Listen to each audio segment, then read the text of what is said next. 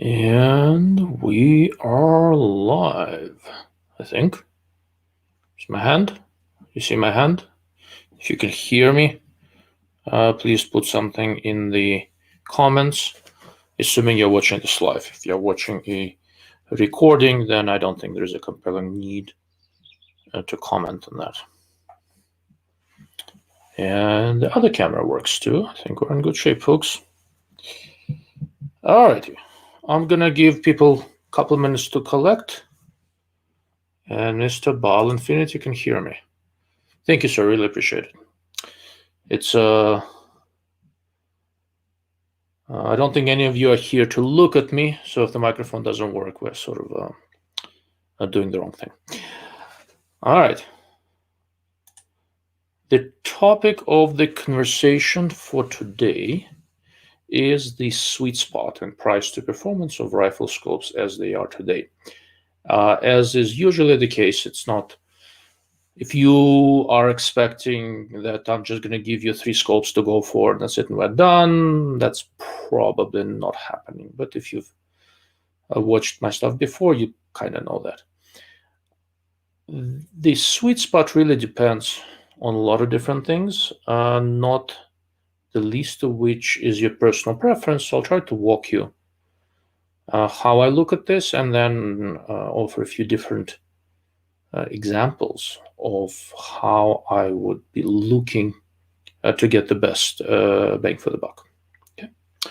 Before I start with that, I am going to remind you guys, those of you who have seen the last couple of shows, I am heading off to Alaska on Sunday to do some bear hunting and lots of fishing and sightseeing and hiking. I'm taking my 7-year-old son with me, so it's going to be a blast. I do not know how internet connectivity is going to be where I am. When in Anchorage, I assume it's going to be fine. When out in the boonies, I assume it's not going to be fine or anything really. I'll try to log in if I can. If I have a chance to do some sort of a live thing from Alaska, I'll do so. But I make no promises. Okay.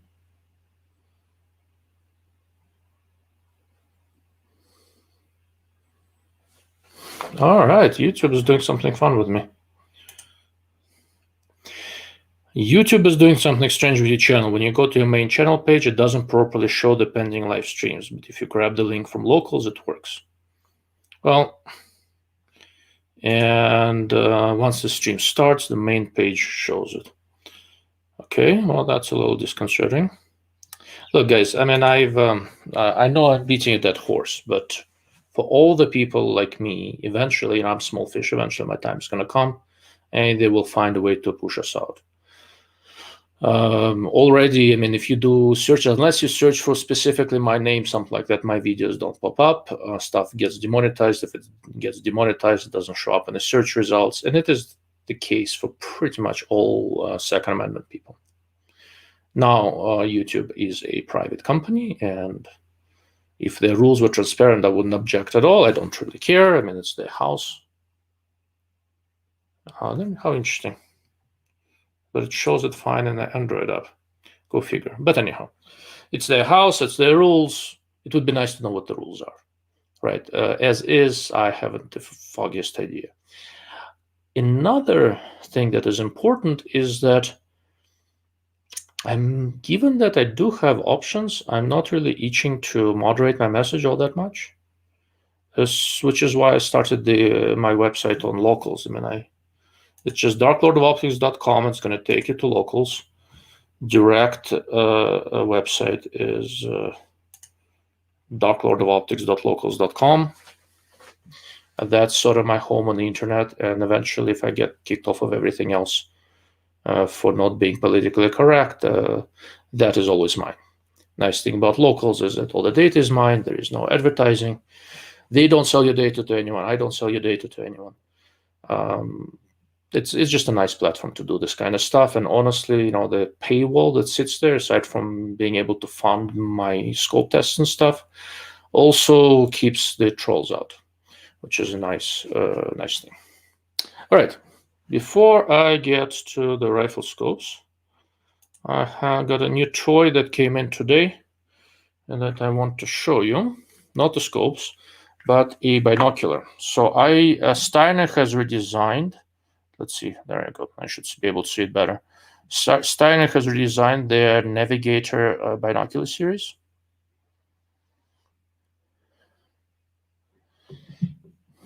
And I kind of like it. And one of the things I wanted to do this year is look at, let's see if I can position it better. There I go. One of the things I wanted to do this year is look at binoculars a little bit more and maybe not look at stuff that costs $3,000. Kind of want to look a little bit more at things normal people can afford. And I realized that it's been a little while since I looked at the Steiner, and I happen to like Poro binoculars.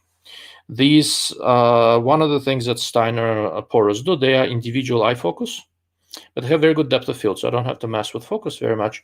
They're really well built and really, really incredibly well sealed. And since I am going to Alaska where it's going to be wet, I suspect that this really well sealed part is going to be put to a test. And then some. I've looked at them briefly. They only showed up today. And they look very nice. I don't know if they changed the optics. The original navigators were quite nice. But I like what I'm seeing with these, so they should be fun when I use them in Alaska. At least that's my hope. Okay. All right. My neck is bleeding. All righty. Have you looked at Rumble at all? I have looked at Rumble briefly, and no, it's a possibility. One of the problems I'm running into is that, you know, I went on Parler, and then Parler got killed because, you know, it depended on servers, etc., and other stuff. There is MeWe, where I have an account. I don't really look into it very much. There is Rumble. There are a few other things. I can only do so many platforms, right? And all of them, by and large, other than locals, which is absolutely independent from everything else, to the best of my knowledge. Other than locals, all these platforms can still be, if they get prominent enough, like Parler did, be shut down by the conglomerate of Amazon, Google, Microsoft, and Facebook, right? Will I end up on Rumble eventually? Quite possibly. It depends on how much time I have. But in the short term, I really want to develop the locals thing, because that's where I have the most control. And it is a nice combination of being able to write in a blogging format and post videos, and they are about to add a live casting option. So we'll see. Maybe I'll do that. Okay. JB, thanks for showing up. Good to see you, sir. All right, I've got 15 people, so let's talk about the actual topic that I planned. All right. So I spent a lot of time answering questions. Which rifle scope should I get?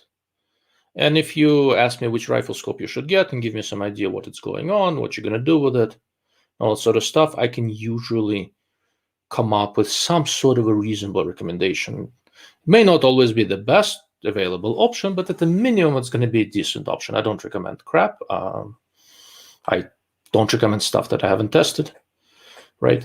So I can usually come up with something reasonable. The second most common question I get is, all right, I'm looking at these two scopes, and one is $500 more expensive than the other. Is it worth the money? Is it worth the price difference? And that is a substantially more complicated question, because this $500 price difference means something else to everyone, right? Is it are you going to have to eat ramen, instant ramen noodles for a year because of those $500? Or is it just part of a discretionary spending, and you're simply trying to be a good steward of your money, and if you really get something for it, you'll spend it, right? I really don't know. So this kind of question is a very difficult one to get. So when we talk about the sweet spot of price to performance for rifle scopes, Doug is here. Howdy, Doug. When you talk about the sweet spot of performance to price for the rifle scopes, I am going to use the following assumptions. You can afford it, but basically want to spend your money wisely, right? If you can't afford it, you can't afford it. There's nothing I can do about that, and we can try to come up with good recommendations and lower price ranges, right? But if you can afford it, but simply want to get the best bang for your buck, then the reasoning I'm going to go through is for you, right? Okay, right. With that established, this basic sweet spot is everything below it, right? If you pay a little bit more, you get enough, in my opinion, to justify the cost. And once you go above the sweet spot in terms of price, you end up paying a good amount of money for not that much more advantage, right? Even that becomes iffy because Derek is here. Mr. Northwest Guns, if you guys haven't looked at his channel, you should. He's a good man. If you are, even that, like I said, even that is situational, right? If I had to use this rifle scope for something where my life is involved, or I do this for a living, I'd lean toward the higher end just for extra security, and money be damned. I'm not looking for the best deal. I'm probably looking for the best, right? So here I'm assuming you are, like me, more or less a hobbyist, and you are, unlike me, mostly spending your own money, right? My situation is a little bit different. I get to play with a lot of stuff that I don't necessarily have to pay for. I can hold on to it for a while before I return it, all that sort of stuff. The price you're going to pay also depends on your preferences, and the preferences really come down to what kind of a feature set you're looking for. Okay. All right, JB is agreeing with me. That's a nice thing. You're speaking my language. I'm a best bang for your buck guy, even if I can afford more. Excellent, right? So the way my reasoning is working right now, like I said, is that imagine people don't send me this stuff, right? If I'm spending my own money, how much am I going to spend? Okay. All right, Mr. Alex from Affordable Optics is joining us. Alex, nod when you're ready, and I'll add you to the live cast. Okay.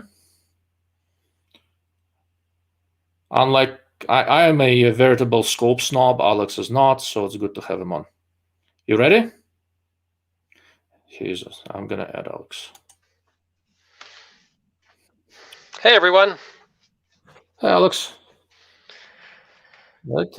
Once again, for those of you guys who don't know him, you should watch his channel.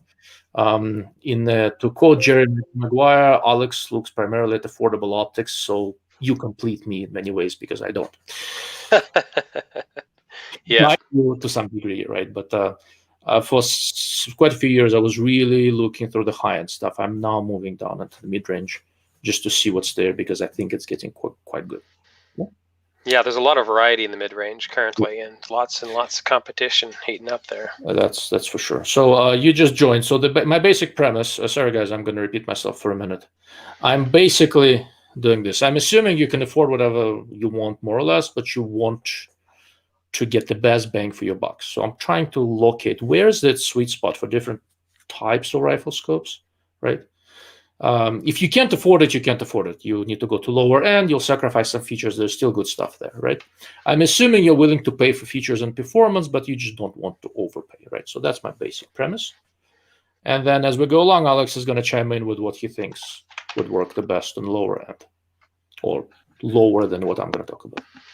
How about you let us know your definition for lower end versus higher end, so we know, everybody else knows where. Well, so what I'm going to do, I'm going to define where I believe the sweet spot is by different category, and go throw some examples at you, right? And give it some thought and tell me, okay, what do you think you have out there that's less expensive, that almost gets you there, gets you close, gets you kind of the same functionality or close to the same functionality. Maybe you give something up. but where do you see below that something really exceptional? Because you've really looked a lot more at that stuff than I have. Sounds reasonable? Yep. All right, let's rock. So let's talk about precision shooting, because a lot of you guys do that. I'm not talking about ELR. If you're doing ELR, you're spending a lot of money. Now, the scopes I'm talking about, you can use for ELR. But let's say PRS style shooting, general purpose precision shooting, stuff like that, right? That usually in a modern market means a 5 to 25 by 56, 5 to 30 by 56, something along those lines. The whole category really started in high end. The first really world-class scope of this type, and it's still very, very competitive, was Schmidt and Bender, 5 to 25 by 56, still excellent. Then Schmidt got some competition in the same basic price range, and a few years ago, people figured out that they can do something similar, maybe not quite as nice, but very good in lower price ranges, and well, here we are.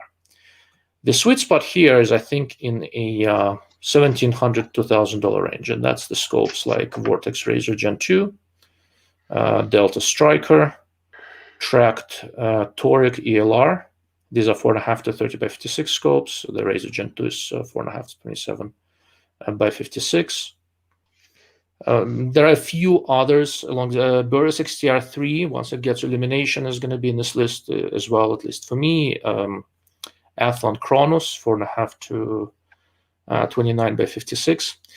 Why am I zeroing in on this particular group, on this particular price range?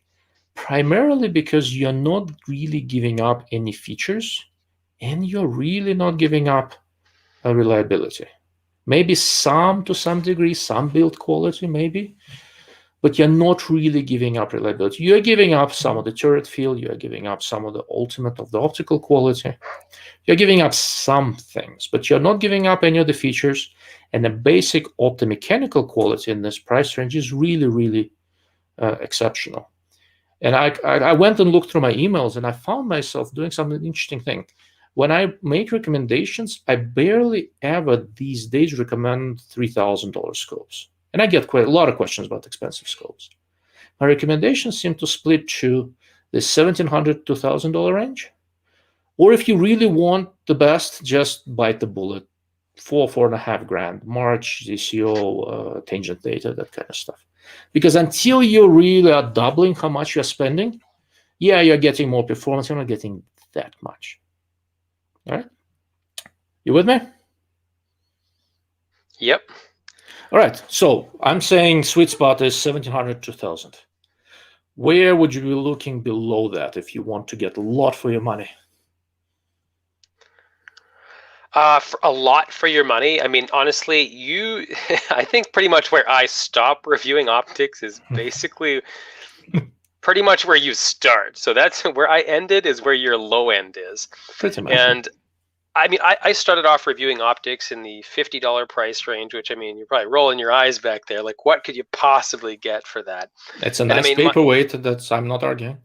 I mean, I originally started my channel thinking, you know what, a lot of these $50 optics are typically going to be rebranded as $150 optics, which under some circumstances they are.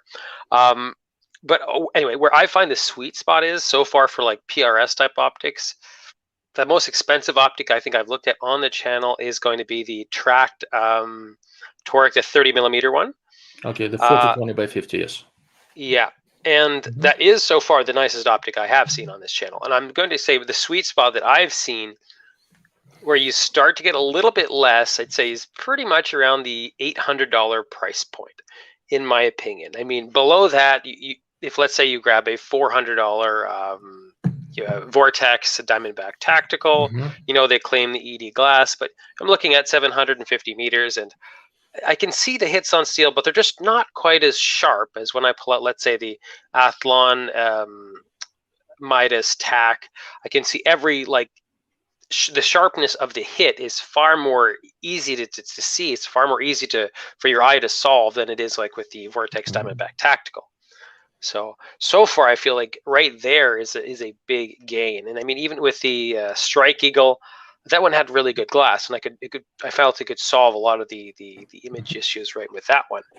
So in terms of that, a point where you start getting diminishing returns, I think it might be kind of around there, in my opinion.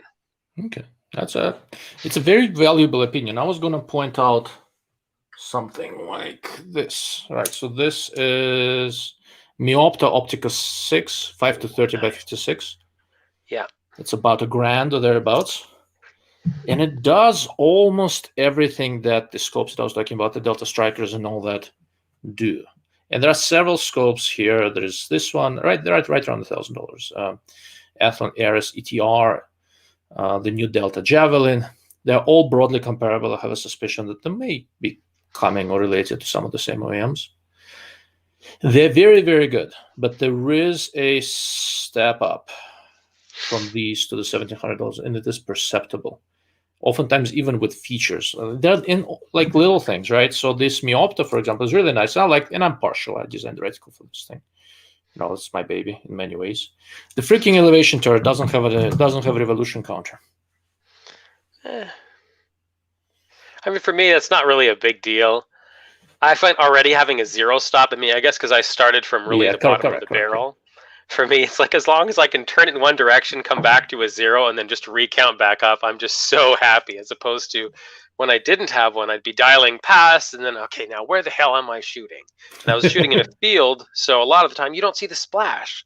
Yeah. So, I mean, the annoyance that you go through without having a zero stop, for me, having the zero stop is like, it's like having heated seats in winter. Zero stop is proliferating. So I live in New Mexico, so there is a lot of dust and stuff. So oftentimes you see things if you miss. But one of my criteria is that with the Delta Striker, when I'm lined up and the cartridge doesn't kick too much, when I'm shooting far away, I can see the bullet trace in my scope. In Optica 6 or stuff in the $1,000 range, I can't. It's close, but I can't. Right. But anyhow, you bring up a very valid point, and like I said, $2,000 is a lot of money, right? But once again, my premise is that you can afford it. You're trying to look for the best bang for your buck, right? And to me, right now, it's there. Okay. All right. Let's see if I have anything new in the questions, and then let's talk about hunting scopes. If you're up to that. Alex, you hunt? Yeah. Do you hunt? I'm a really terrible hunter. I went 4 years in a row for deer, came back empty-handed every year. Went for coyote a few times, got a bunch of squirrels and some rabbits, but other than that, okay, no. So you hunt. Good enough. All right, I have a few comments here. They're not specific to the high end, so I'll go back and address them later. Let's see. Let's do hunting scopes. So hunting scopes is a little bit of a different world in many ways. Partly because if you're talking about Eastern hunting, like, Alex lives in the 51st state up in Canada, which is almost as communist as California, but not quite. So where you're up in Ontario, right? Yeah, that's right. Yeah, so woods, if you're going hunting, you're not going to be shooting 600 yards. Yeah, your most likely shot's going to be about 10 to 30 to 40 yards max. Exactly, right. So that's a very, very different kind of an optic. Then if, for example, I went on a sheep hunt in April, and I got what, for that area, it was a fairly average distance-wise shot, and not by far not the most difficult shot you can have in that area. It was 452 yards. Okay. And out, the mountains there in West Texas, I mean, that's pretty normal. I'm going on an elk hunt with a freaking muzzle loader in December. So I talked to the guide I'm going with, asked him what are the typical shots in that area where we'll be hunting. And I'm just doing a meat hunt, right? So my interest in hunting is mostly gastronomical. I didn't get this fat by accident. I eat. So I asked him, he goes, well, I shot an elk in that area. He goes at about 450 or so. Was guiding a client. He got a bull at 700 with a freaking muzzle loader, right? Wow. That's Western hunting for you, right? And that country, I looked at it in Google Maps. It's all up, down, up. So basically shooting from one mountain to another mountain. It's not like you get much closer. No. So it's very, very different demands. So I'm going to split the hunting thing into basic parts. There's Western hunting and Eastern hunting, and I'm going to try to cover it with the same scope. But the demands on your rifle scope, if you're out at closer distances, are very different. And the scope that's nearly ideal for that use is barely being made anymore. It's something I used to call tweener scopes. And I have one of those on my lever gun. I have a 300 WSM lever gun. It's 1.5 to 8 by 32. These are so-called, they're compact, lightweight designs. The 40 millimeter objective brings in plenty of light for closer distances. You get one of those with nice optics. It's really all you need within 100 to 200 yards for most stuff. Unfortunately, because these scopes don't look impressive, they don't sell, and manufacturers keep on introducing them and discontinuing them. So it's not an LPVO? It's not like the typical LVPO that we see nowadays? No. So LPVOs have smaller objectives. They usually have 20 to 24 millimeter objectives. Yeah. You can use them for hunting, just keep magnification at 3-4 power and you're fine, right? I'll give you an example. So I have a few scopes here. I'm going to maximize me so the picture is bigger. Okay. So so this is a scope from an old Russian sniper rifle, the Mosin sniper from World War II, something called the PU scope. Yeah. It's a 3.5 to 20 with huge #1 type reticle that looks like somebody was drawing on a piece of glass with a Sharpie and all that sort of stuff. I can hit on an appropriate gun, I can hit a man-sized target with this thing to about 800 yards. And nice. Hunting within 100, 150 yards. Yeah, it's not the brightest and all that. I went and did some shooting with it at night. One of my local ranges allows it. Yeah, I can hunt with this if I want to. No, I don't want to. I can do better. Yeah, you can do a lot better. But you know what? This freaking 3.5 power scope with a 20 millimeter objective worked great. And I'm telling you, a modern high-quality, low-power variable set in similar 3 or 4 magnification will do great as well. However, what I'm talking about in this case is, oh yeah, that's better, I think. What I'm talking about in this case is tweener. Tweener scopes, they don't go all the way down to 1 power. They start on 1.5 to 2. I coined this term many years ago, right? About 30 to 36 millimeter objective, right? And go up to 8 to 10 or something like that. A good example is Leupold VX3 HD, 2.5 to 8 by 36. SWFA, 2.5 to 10 by 32. Vortex, for a while, made one called Razor DLH, 1.5 to 8 by 32, and I have 2 of those, and they're wonderful. For woods hunting, they're amazing. They're lightweight, they're easy to make optically good. Unfortunately, they don't sell. If I wanted to cover all types of hunting with one scope, in the past, it used to be a 3 to 9 by 42 of some sort. And there's been no development in those. All the new designs go to higher error ratios. And it's basically looking at either 2 to 10 or 3 to 15. And there are enough of these right now that are compact enough, and having 3 power on low end is enough for closer distances. Mm-hmm. That was a part of my exercise, right? So this is 3.5 power, and it's enough. I don't need to go lower for typical use, right? So where's the sweet spot in 3 to 15 power or thereabouts hunting scopes? Right around $1,000, I think. That's where, yeah, I can go spend more money on the fancy, like Swarovski, etc. hunting scope. I really don't want to, and I don't think I have to, because the performance is really good. The 2 scopes I'm thinking of are, well, the Vortex Razor HD LHT. They have a 3 to 15 by 42 model. That's really nice. And Leupold VX5 HD is quite nice. I think the Razor edges it out slightly, but if you happen to prefer the reticle options, something of the Leupold, you're not giving up much. Okay. There are a few others here and there, but if you look at the overall weight, size, dimensions, and optomechanical performance, the kind of turrets you get, these 2 really, I think they really stand out. And what I mean about the turrets is that if you're trying to cover all types of hunting, if you're talking about the general purpose type of a hunting scope, you have to be able to do distance. Most of the scopes are second focal plane. I don't like BDC reticles and second focal plane scopes. It's a recipe for disaster.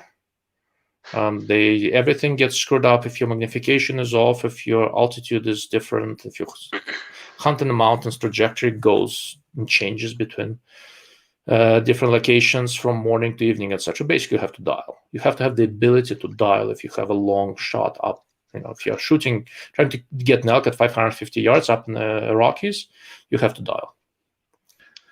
But on a hunting scope, it has to me, on a hunting scope, these turrets have to lock. You either have to be covered or locking turrets. And both the Vortex Razor HDL-HT and the Leupold VX5 have locking turrets. It makes a huge difference when you're carrying around, walking with this thing. You're not going to bump your turrets off. You're not going to lose your zero. Okay. You with me? I'm with you. Except for the price. Really have particularly a lot of experience in the, I'd say, more expensive, more premium hunting optics. I mean, I guess I had the Vortex Viper HST, which is considered a somewhat hunting scope. It's got second focal plane, as typically one would expect.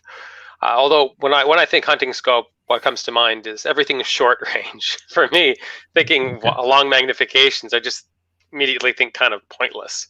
Yeah. Obviously, because my hunting is a bit different. And mostly what I was looking at previously is just 3 to 9 by 40s, and because the point of a 3 to 9 by 40, you're typically not dialing, so that kind of makes how positive the turrets feel, how good they are, almost, well, not quite irrelevant, but almost irrelevant. And it really comes down to how good is the glass, period. And I felt that there was exceptional glass at about the $300 price point. So like the Leupold VX Freedom was really nice. The Sig Sauer Whiskey 3 I was quite impressed by. Well, whereas that's discontinued, with, so. Which one? Whiskey 3. What?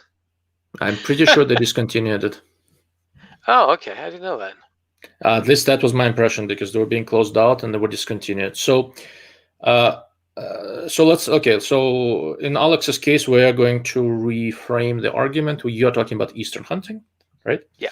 Let's forget about this whole Western thing where you get to hike up a mountain and then spend 3 hours trying to catch your breath at 10,000 foot altitude. So Eastern hunting, if you like the Whiskey 3, you should really take a close look at the new Crimson Trace scopes. Okay. Yeah, didn't they change their OEMs? I think they have a completely different new series. That is correct. So these are now all Philippines, like Whiskey 3. And I'm not implying anything specific about which OEM it was, except it's the same one. And some of the models will look familiar to you. With the Crimson Trace flavor and all that. So Crimson Trace decided to jump into this range that used to be occupied by Nikon and Sig Whiskey 3 and some of the other designs out there. I have the 3 to 9 by 50 Brushline Pro, and to me it looks a little bit like a slightly updated version of the Whiskey 3. Okay. And same basic idea. I view this as a general purpose hunting scope, just not for the longer ranges. Although the reticle, it does have their own BDC type reticle. But since I'm not into BDC reticles as much, what I did, I have a never mind, I can't show you a gun, even an air gun. So I have this 50 caliber air gun that shoots a 400 something grain slug at about 900 foot per second. Wow. Yeah. I just love the idea that I don't have to go through an FFL to get something with that much pop. How is the kick on something that slow with that much? Well, there is no on air guns. There is no kick because there is no powder burning, just air pushing this thing forward. Okay, so like a 22. I don't know. Like I'm 300 pounds. Like you need to go way up there for me to know that there is recoil. Okay. Well, not 300, 270. I lost 30 pounds from trying to imagine that I'm going to have to go uphill in the next hunt. Good stuff. By the time we get to the elk hunt, I need to be under 240 or I'm going to die out there. Oh, you got a lot of work to do then. Don't remind me. But anyhow, so I put this Crimson Trace 3 to 9 by 40 on that. And you know what? It's a nice little scope. I'm going to walk into your territory a little bit later in the year. I'm going to do a large roundup of 250, 300-ish simple hunting scopes. 3 to 9s, 2 to 10s, something in that general range. Yeah. I did an article like that many years ago, and I've been occasionally kind of looking at what's out there, and I haven't really seen anything that would make me change my results from back then. And back then, I basically said, okay, Vortex Diamondback 3 to 9 by 40, and Burris Full Field 2 3 to 9 by 40 at $200 were pretty much your best bets. Both made in the Philippines by a nice OEM, robust, optically adequate, mechanically. The turrets, don't care, but they stayed zero, then I could see what I'm shooting at. You know what I liked about so Nikon had this this turret system where you did on their 3 to 9 by 40s. It was, I think, on the Pro Staff P5. You simply remove the cap and you lift the turret, and then you could just drop it and it just resets. Like, you don't have to unscrew anything, just lift and drop right back on zero. Reset zero. Yeah, and the Whiskey 3 had the exact same thing. I found that was I mean, it's not an accident. I figured that might be the case, but I felt that was so nice to have, even if it's not a scope I'm ever going to dial with, but it's just you should really take a look at the Crimson Trace. It's going to be on my list. Yeah, it should be. But you're right. For Eastern hunting, you can spend a lot of money if you want to, but if you're not shooting far away, I can easily see how my $1,000 recommendation is too much. Yeah, I mean, I see clear as day, even right when the light starts to come out and you're looking through your scope at where your bait pile is, I'm thinking there's no way I'm not going to see my deer at 20 yards from me. Correct. It's because when you're in the woods, you don't have to deal with sunrise sunset issues. So one of the biggest optical problems with a lot of scopes is not so much ability to see in low light, but it is flare. And when the sun is low, you have an open space when you're essentially looking into the horizon effectively, and there is still a fair amount of light that's shining right into the objective. With cheaper scopes, you can't see shit. Even expensive scopes are affected by this, but less so. Okay, because there's something called veiling flare, and you need really good coatings and really good baffling to be able to control this kind of stuff. Otherwise, a fairly dark animal you will not see. Okay, so one question here about coatings, for example. Okay, so they've had amazing coatings, I guess, for the last, what would you say would be, since they've had really good coatings in the last 20 years? 20 years ago they had good coatings, or was that lousy coatings, or how would you? So the high-end scopes 20 years ago had quite good coatings. It was a big trade secret. Now it's basically a commodity. They're commercially available. So what would stop like a $300 scope put on the best coatings, even if it's 15-year-old, the best coatings, to make it that much better? How do they keep up? How do they So their coatings have gotten a lot better in the last few years, and still not quite as good. And it's not only the coatings, right? It needs to be baffled, so it's system design and all that. And look, if you so let's say you have purchased a $300 scope on Amazon or wherever. If you've purchased a $300 scope on Amazon, that means that Amazon, or whoever sold it on Amazon, made about probably $100 on it, close to it, right?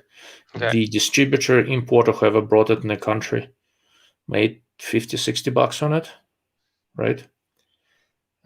So the manufacturer got paid $50 to $70 ballpark on the scope. Okay, that's pretty low. Yeah, so that's how much the actual manufacturer roughly got paid for that scope, right? One of the reasons companies like Tract, or prior to them, SWFA almost pioneered this direct thing.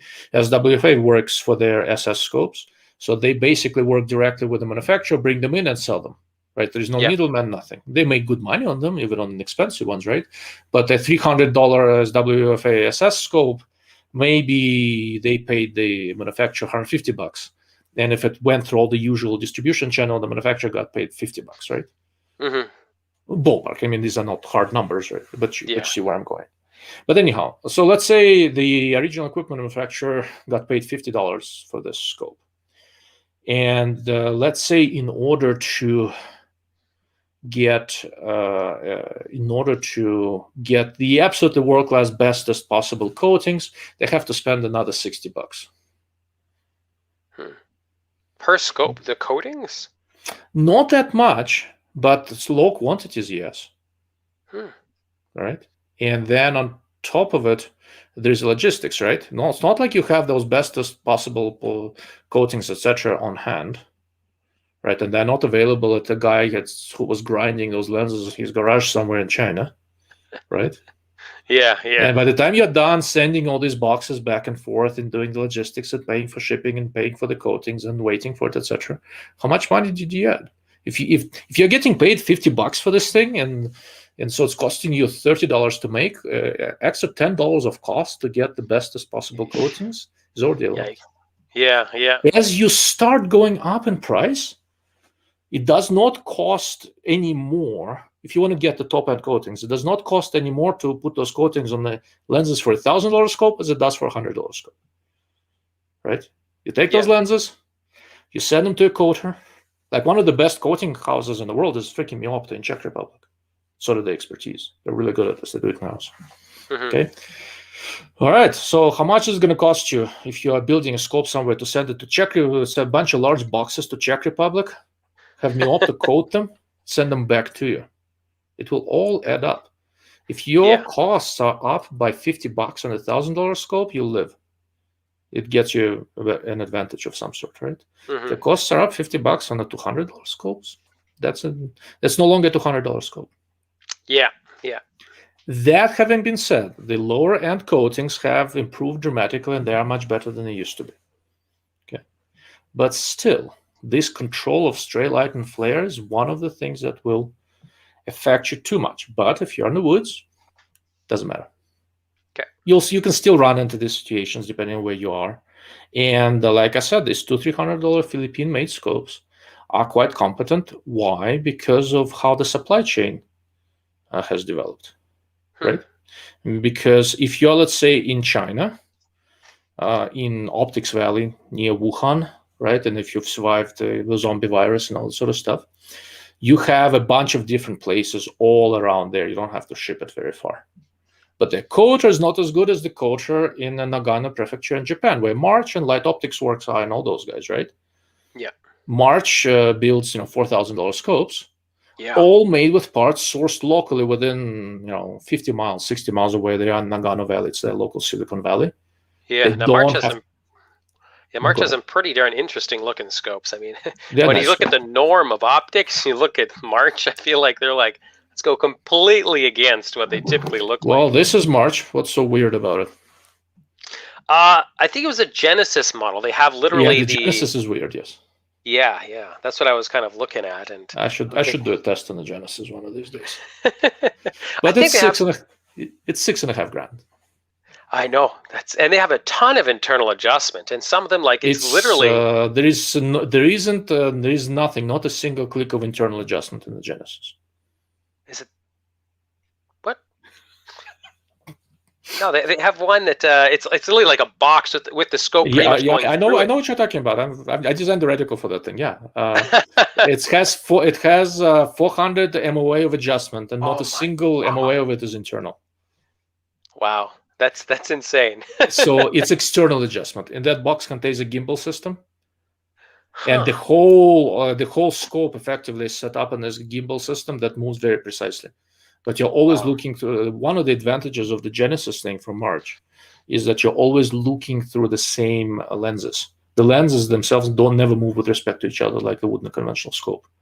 The whole scope tilts up and down using what is effectively external adjustment. They're just inside that large box. Yeah, because I know sometimes when I'm cranking my dials at the max, I get a little bit of the blurriness around the lower half. Yes. While I guess with the Genesis, it's always going to be as clear as it can be. Yeah, correct. So I think Drew Bradley over there just heard about it for the first time. I'm going to put this thing, I'm going to pull up a Genesis, put it on the screen for a moment. And then let's go back and look at some comments and see. Also, I can't see any of the comments because if I open the YouTube I'm going to start putting them up on screen. I'll filter them around and see. I just want to show people the Genesis for a moment. And there we go. It definitely looks different. It does look different. It does look different.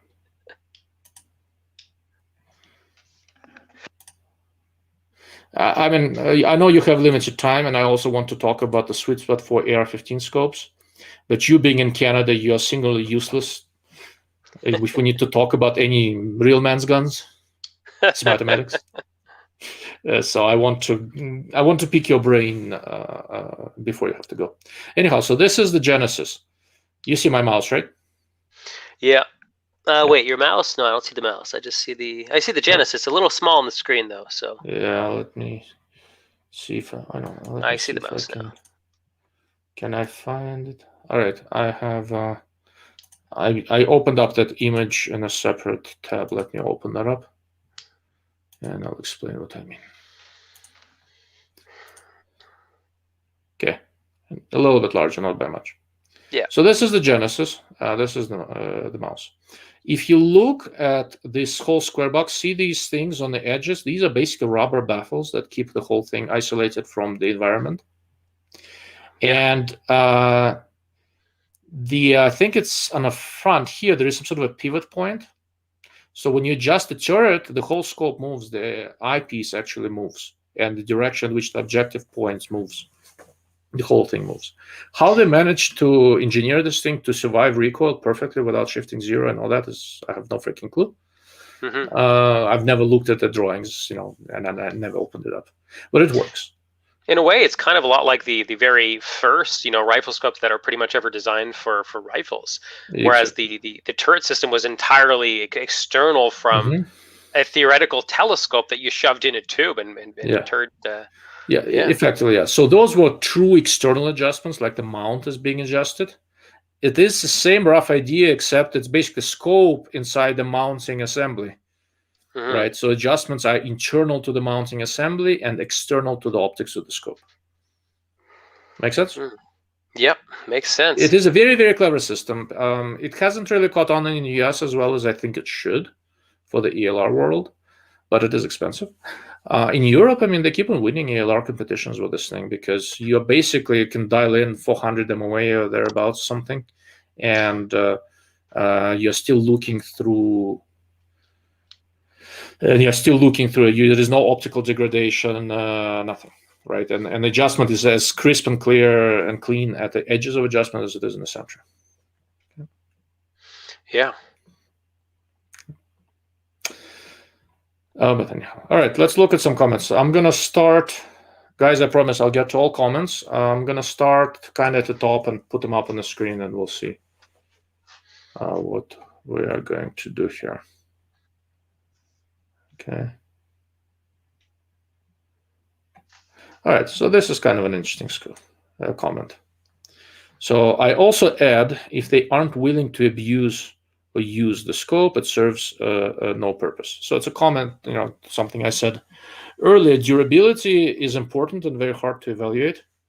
It is one of the things that really, as you go up in price range, the failure rates go down. Yeah. Okay. But for most of the things that we do, even if I test the scope and break it, I have no idea if it has statistical significance or not. And same for Alex. And none of us are able to look at 50, 100 scopes. Yeah, that's really the only way you'd know if anything's, even consistency. Like if I get a scope in the $800 price range and parallax adjustment stiff, magnification's a little bit stiff, what would really important to know is what about, the other 10 in that lot or 50 in that lot? See just how, if they're all the same or it's just mine that was just like that, or if I get a lemon. And for those who watch my channel, I often get lemons, whether it's guns or scopes. Well, it's a unique talent, yes. Yeah, it's very frustrating and expensive. I have a buddy of mine bought a Performance Center Smith & Wesson revolver. Yeah. And it had to go back. He bought a really high-end 1911. Had to go back. Another friend of mine bought a CZ75 and managed to bend the slide by shooting it. How does that happen? I feel like nobody knows. The people from CZ had never seen anything like this before. Strange. And I was shooting with him, right? I know exactly that he was just shooting. But anyhow, between those two friends of mine and maybe you, I guess, between the three of you, we can make a crack quality assurance team for any rifle scope manufacturer. Oh Go my and God. randomly pick one out of the lot, and it's going to be the bad one. So I did a review on the Howa 1500 HCR, and it was new, unfired, but used. I bought it on the used market. I did low development twice on this thing, and I could never get anything below 2.5 to 3 inches out of this thing. And I mean, everything was super consistent, but I could never get it below that. Also, I had a few rifle scopes on me fail. Vortex Viper HST. So a turret fell right off. I'm doing like a box test. I have it in one of my fixtures. So I turn the turret all the way to their extremities and to see how much up and down it goes. And so I'm turning it. I don't know if it's clockwise or counterclockwise. I don't remember. And then the turret just goes really smooth. And I'm like, wow, this is just like, there's no more clicks. There's no more positivity. And then I just keep turning it. I'm like, let's see where this goes. The turret rolls right out of the housing. Yeah, I've seen that. So that was the first generation of PST. It's the first time in the Philippines. HST and PST is the same platform. Yeah. It was the first time they tried to make a scope that complex in the Philippines. Oh. And Gen 1 PST is really what opened up the doors for all of the nice Philippine-made scopes that we have now. Okay. But first several lots of Gen 1 PST had problems, and some of the models are still turds. The 2.5 to 10 by 32 was actually quite nice in the PST Gen 1. 6 to 24 was decent. 4 to 16 and 2.5 to 10 by 44, not great. Yeah, mine was a 6 to 24. After I sent it in for the windage turret falling off, they sent it back, and I was doing the box test again. The elevation turret came off. And you know what they told me? They told me I was probably turning it way too hard. I'm thinking, like, really, boys? Yeah, Come on. I don't know about that. But anyhow, PST Gen 2 is worlds better. Okay. Yeah, I had the 5 to 25 by 50, the first focal plane. My only complaint about that optic was it's super annoying. Zero stop mechanism. Like, what were they thinking? Like, I cannot figure out how it's designed. Like, every other zero stop mechanism is like a little collar with a stopper. Put it on, tighten it, you're done. That one is like, no. You have to like take off all these set screws, and then you just set it to 0, bring it up, and then once you're close to your 0, then you tighten them all back up. Like, who thought this through? In my opinion, it seems. I don't know. I had two of them worked fine. But once again, I see so many zero stops that I probably just don't pay attention anymore. Yeah, what's your most complex zero stop you think you've seen? The most complex design or the most complex in operation? Okay, well, I didn't think there'd be... Okay, let's go operation. The first generation ARAC turret from US Optics years ago, you needed basically 3 arms and a penis with tentacles to do that. Okay. Most of them are okay. Vortex's LTAC thing that they use in the Razor and stuff is... it takes a little bit more paying attention, but because it's a nice clickless zero stop, you can really dial it into a fraction of the click. That's why they do it. Okay. But you have to pay a little more attention. Look, if you want simple zero stop, you're a Canadian, be a Canadian, buy a Tangent Theta. Honestly, because I have quite a few optics that are around $800 and thinking, you know what? I sell them. I can afford one Tangent Theta. Everybody should own one Tangent Theta, guys. Trust me. Spoken by a man with 2 Tangent Thetas, but yeah. They're listed in the will. I have 2 children, 1 for each. Okay. Okay. All right. So what about Arken from JB? So I have never tested an Arken scope. After I come back from Alaska, I'm gonna get one from Arken, and I'll look at it. So when I first looked at them, they looked quite nice and all, but the EP4s that I looked at did not have illumination. The reticle is very thin. I don't review scopes like that. That's one of the reasons I haven't reviewed Burris XTR3, because FFP scope with a thin reticle and no illumination is just not my thing. So, because on low power I can't use it, and I shoot a lot unsupported, and I need that reticle to be useful on low power. I don't need to see all the subtension, but I need an aiming point. On Arken, to find that aiming point on the, I really like the 4 to 16 the way it was packaged. to find that reticle on full power with an arc, and you need a compass and a flashlight. Huh. Yeah, I have the SH4. So they have two models, the SH4 and the EP4. SH4 is the HD high density glass, and the EP4 is the ED glass. Personally, I was very, very impressed with it. The turrets feel really good. I mean, if I could compare it to something, you know what, maybe almost as good as glass as the Athlon Midas Tac. So really sharp glass. A little darker, but I mean, hey, remember, we're talking, I think, a $450 scope. You're talking about SH4 or EP4? Sorry, just SH4, because I have never played with the EP4. Yeah. And honestly, I have not seen any better value for the money. I mean, then again, I put mine through some recoil. I probably have about 300 rounds through mine. Never had an issue, but that doesn't mean anything. But the glass, exceptional. The turrets, really good. The zero stop is about the dumbest, simplest method I've ever seen. You simply drop the screw and you're done. And it's one of those that doesn't use up any of your internal adjustments. So I think it has 110 MOAs worth of internal adjustments. So you could put like a 50 MOA rail on your rifle scope and really go extreme long range. Then again, you wouldn't really want to have your internals. Before I do that, I would check tracking it toward the edges. Yeah. So because almost no budget scope tracks on the outer 10-15% of the adjustment range. Yeah, I mean, some maybe some, but I've never seen one. Yeah, some actually will tilt upwards towards the extremities. Yeah, they'll do. Like, there is a sweet spot in terms of adjustment range as well. So. But anyhow, I think they're going to send me the SH4. I'm not 100% certain. But whatever is illuminated, I want to look at the illuminated one. The non-illuminated is, like I said, I have a particular pet peeve there. I don't like reticles that are badly executed. Badly executed means you cannot use it at all magnifications. Okay.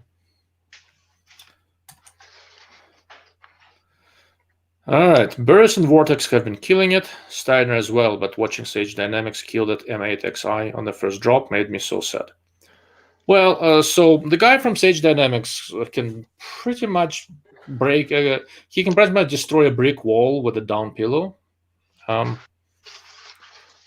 the good number of M8XI scopes went through some interesting testing trying to go for military contracts. And durability is not why they didn't win the contract. So I'm not sure I'd be worried about that too much. I know some of the testing they do, I've actually seen some through my day job, right? Some of the stuff that they put the M7XI through. I don't think I'd be worried about Steiner durability too much. But you know what? Anything can break, and if you get a bad one or somebody didn't put Loctite somewhere or something, I have no idea, you can destroy it. I did not watch that particular Sage Dynamics video. I've heard that he did something bad to M8XI. Have you looked at, Alex, I don't think I heard you mention a Burris scope at any point. Have you ever looked at any of the Burris ones? Or? Never. Never, okay. Well, like I said, so the full-fit 2s were the Philippine-made scopes. The full-fit 4s are the newer ones. They haven't been moved to China, but to a good OEM. And Burris is an interesting brand, right? So they're part of this larger conglomerate. Steiner and Burris and a few other, electro-optics companies. They're all under Beretta. It's all the same ownership. And they're actually doing some good stuff. I kind of like where they're going. Okay. All right, let's see.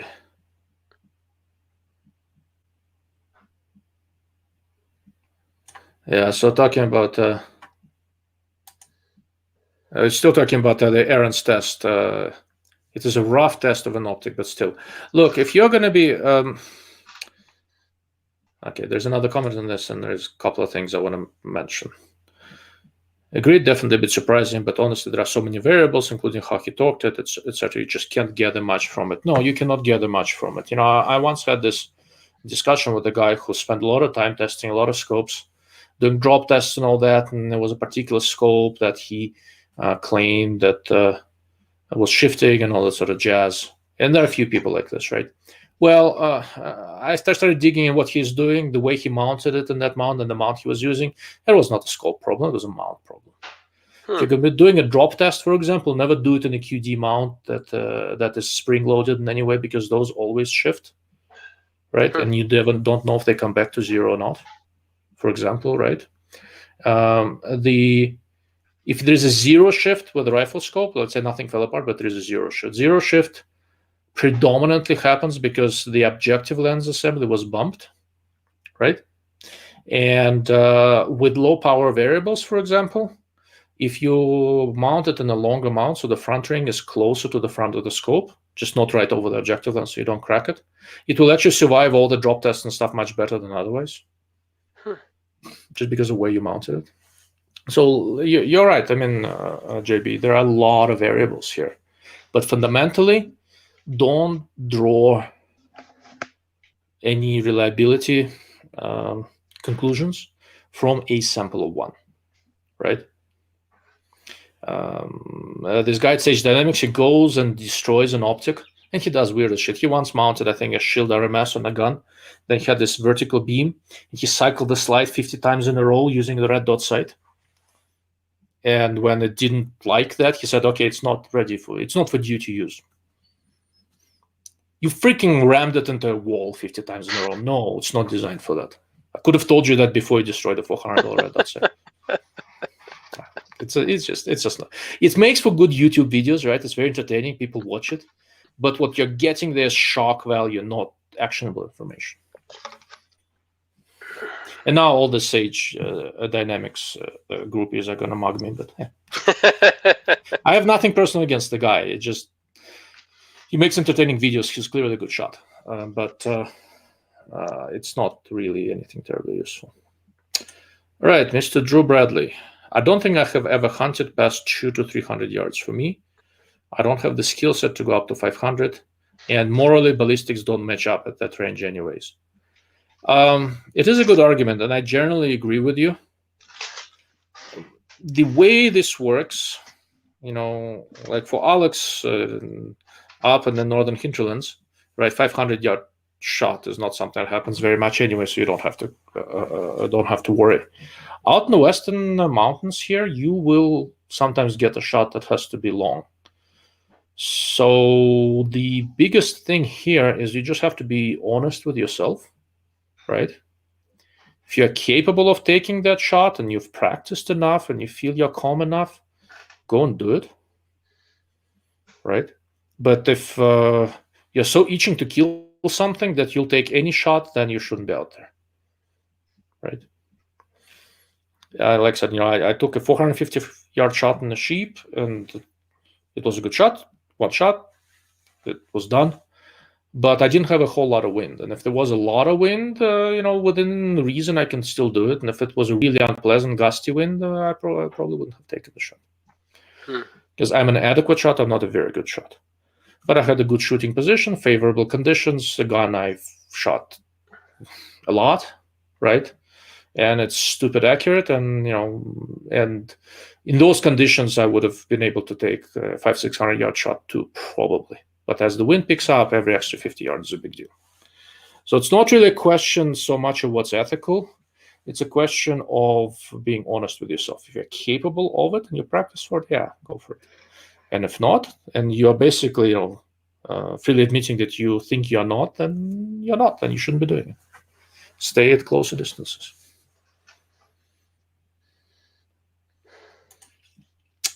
The vortex, so that's from when I was talking about tweener scopes. So the vortex 2.5 to 10 by 32 PST is pretty decent for hunting up close. Have you ever looked at that one? Nope. So that was one of when they discontinued PST Gen 1, I pleaded with them to keep that one. That was a nice little scope.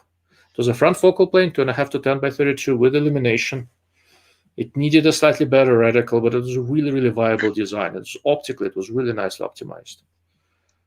But one day maybe I'll start an optics company based on just vortex rejects or something. There's a bunch of designs that they had for a little while and discontinued because they didn't sell in sufficient quantities for them. I can build a company just on those. I'm going to call it VR, Vortex Rejects. And I'm going to hire Alex as chief of marketing. You can work remotely. Sounds good to me. Yeah. Okay. Also, Drew, I like the leather lens caps. That is pretty neat. Yeah, March scopes come with 2 sets of lens caps. One of them is leather. The only other scope with leather lens caps that I know is this old military scope that I have. Leather is not a very good lens cap because when it's heat, it can outgas and it can deposit on lenses and all that sort of stuff.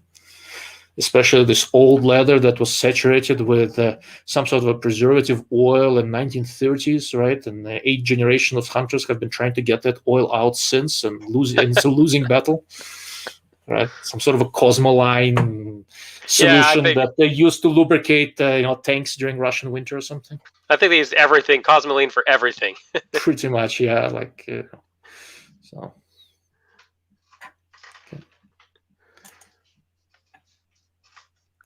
So JB, I really want a tracked 2.5 to 15 by 44 toric coming at the end of the year, wanting to put it on an SPR. Yeah, actually, I had a chat with John, from Tracked earlier today about this scope and the low power variable they've got coming up. It should be an interesting design. I haven't seen what the reticle looks like and all that sort of stuff. So I'm sure I'll be testing it, but it's going to be right at the end of the year, very likely. And honestly, with all the supply chain disruptions, we'll see if they're able to do the end of the year. But it looks, it's a nice Japanese front focal plane scope, so it looks promising. We'll see how it does. I'm not sure exactly where it's gonna sit price-wise, so we'll see where it gets introduced. But the toric that you, Alex, like is a 4 to 20 by 50. Yeah. Right. So this is going to be, front focal plane from the same factory, slightly lower magnification. So I would be guessing it's in the same price range or a little bit lower. So I think the 4 to 20 is about $1,250 or something like that, right? Yeah, I think $1,250 or $1,300. Something like that. So subtract. If I were to make a guess, I'd say subtract $100, and that's going to be roughly the price of 2.5 to 15. If they get it lower, great. But I'd expect it in that price range. So, but yeah, if you have a relationship with toric, it's going to be an interesting scope to with toric with tracked. It's going to be an interesting scope to look at. All right, another tweener scope aficionado. I use a 2 to 7 by 32 Nikon for shotgun hunting. Works great from 50 to 150 to 150 yards. I agree with you. I wish we had more of these scopes. And the designs that do exist, they're old. I really want somebody to keep and maintain a new, truly modern version of a scope of this type. Like I said, the Vortex Razor HDLH 1.5 to 8 by 32 that I have a couple of is the most modern of all PVOs, and it's excellent, right? But they didn't sell in any sort of significant quantities, so, unfortunately. Okay. So that old scope would look cool in the lever action 22. I agree with you, but this old scope has 26mm tube, so it wouldn't be very easy to put it on an old lever action, but I still might. The funny thing is that this old scope has adjustment turrets that go out to 1,300 meters. I have not tested it that far, but I've shot it at 18-inch plates out to about 800 yards very, very comfortably. And the freaking turret actually track. There are no clicks. It's just smooth rotation. Okay. And the actual reticle moves inside. There's no, the glass is not moving. The reticle is not centered. Huh. But it works. And it's gone to more wars than I have, or me and Alex together. Yeah. Okay. All right. Mr. Omaha Knife was here, but he had to leave. So in case he rewatches it, Curtis, thank you for stopping by for just a moment. I did a couple of shows on knives, and Curtis from Omaha Knives is the guy I want to bring on. I want to do a video on sharpening knives, just because everybody is doing it wrong.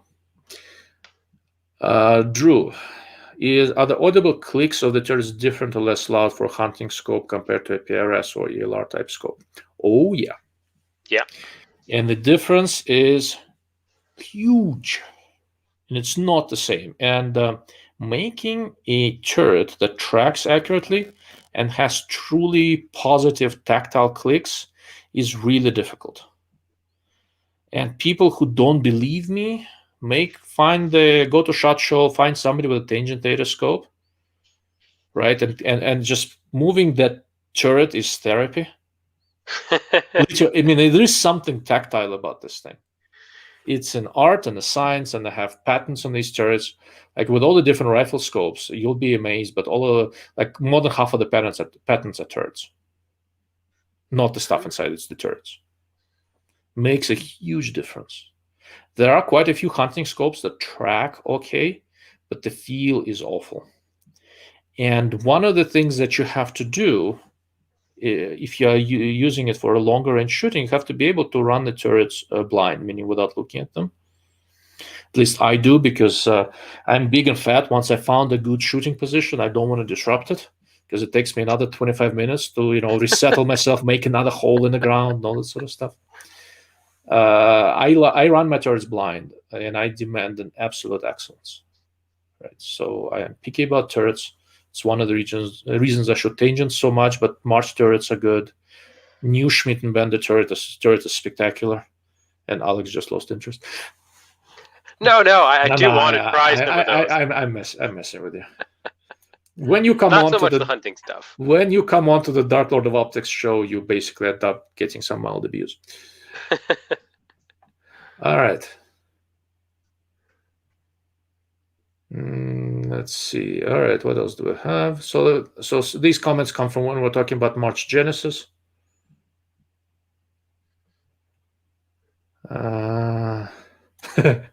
JB, March needs to start making more than just scopes. Talk about innovation. They will have us all living on Mars in a very few years. Well, maybe not quite that far. March is an interesting company. They're really small. It's a bunch of engineers originally from Light Optics Works who got together, decided to start a company. Stuff is hand-built. Every lens element is cemented in. So I recall of anything, can put it in the 50 BMG reversed, and they've done it, and it does just fine. In terms of build quality, they're second to none. They're really, really spectacular. So you mentioned that they cemented the glass in. Yes. What do generally other companies do? Let's just say, for example, in general, and is there a price difference where they start doing different things? So there are different ways to mount the optical elements in.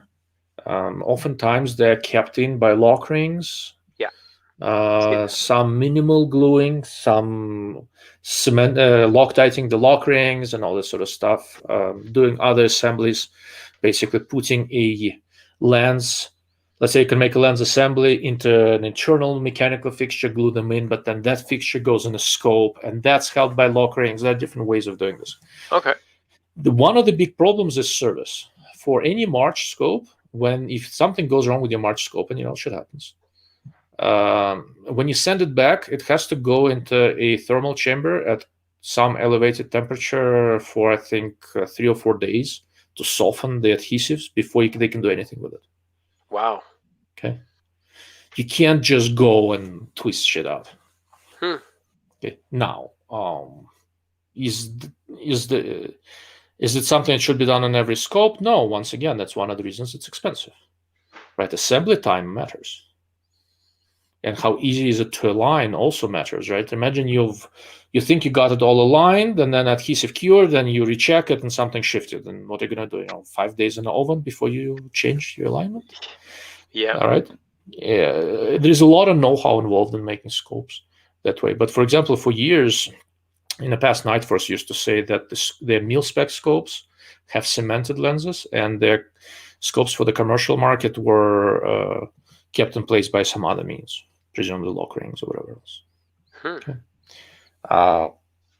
That was one of the things I always found very amusing on Nightforce.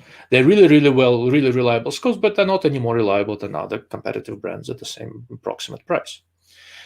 They got their reputation from really, really reliable scopes that they provided a while back under this mil-spec conditions to the government that were built slightly differently, but that same reliability does not translate necessarily to their commercial scopes because they are built differently.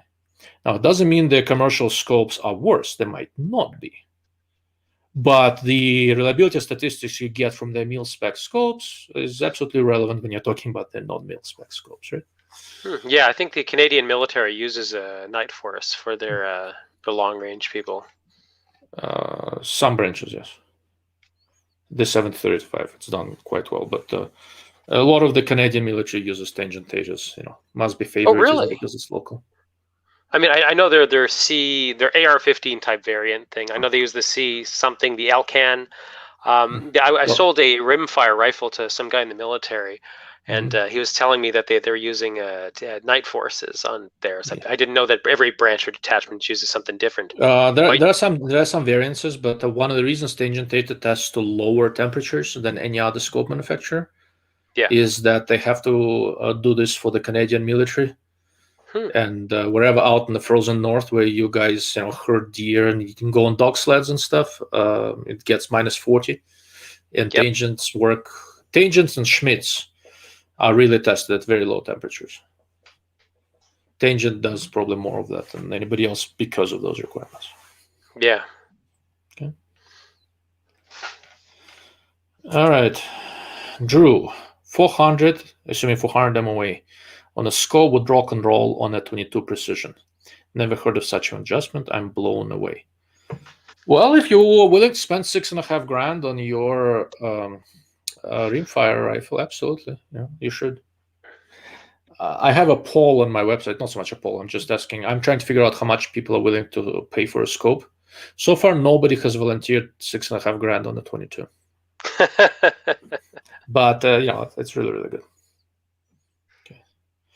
And also Drew on the same, looks like it has a built-in 70 MOA too, if not more than that. Yeah, kind of. So the way the external housing is set up, it's already canted a little bit. So when you are zeroed, it gives you very little down adjustment, a huge amount of up adjustment. Everything is really set up for extreme long range. All right, we're going away from March. Track Toric 4.5 to 30 versus Razor 4.5 to 27. Which do you prefer, DLO? It's a tough question. I haven't spent a ton of time with that particular Toric. That's the ELR version. I plan to a little toward the end of the summer probably. But I'm generally familiar with the design. I honestly don't know. From my personal experience up to date, I would slightly lean to the Razor because I think I prefer the turrets on it. I like the way the turret feel goes and all that sort of stuff. I think I do. Optically, they're both quite nice. I think the Razor is a little bit wider field of view. I don't remember how the Toric does at the edges of adjustment for that. I would really need to get my hands on it and look. Right, like this thing, Alex, that you were talking about when you start seeing shadows or general fuzziness when you've cranked your turrets. Yeah, higher end scopes also suffer from it. They all do to some degree, and that's also one of the differences you get between $4,000 scopes and $2,000 scopes, right? Razor, I know how deteriorates toward the edges of the adjustment. Still very usable and workable, but it's not. It's not ideal. I don't know how the tract performs there. I would need to test one to give you a better answer. Have you ever played with the Razor? No, never played with the Razor. Before they introduced Gen 3, everybody should. And when they introduce the Gen 3, Gen 2s will be sold on the used market for not a lot of money. That will be an incredible buying opportunity. There's a huge number of Gen 2s. Gen 2 Razors out there. I wouldn't be surprised if half of all the precision market in this general price range, etc., is just Razor Gen 2s out there.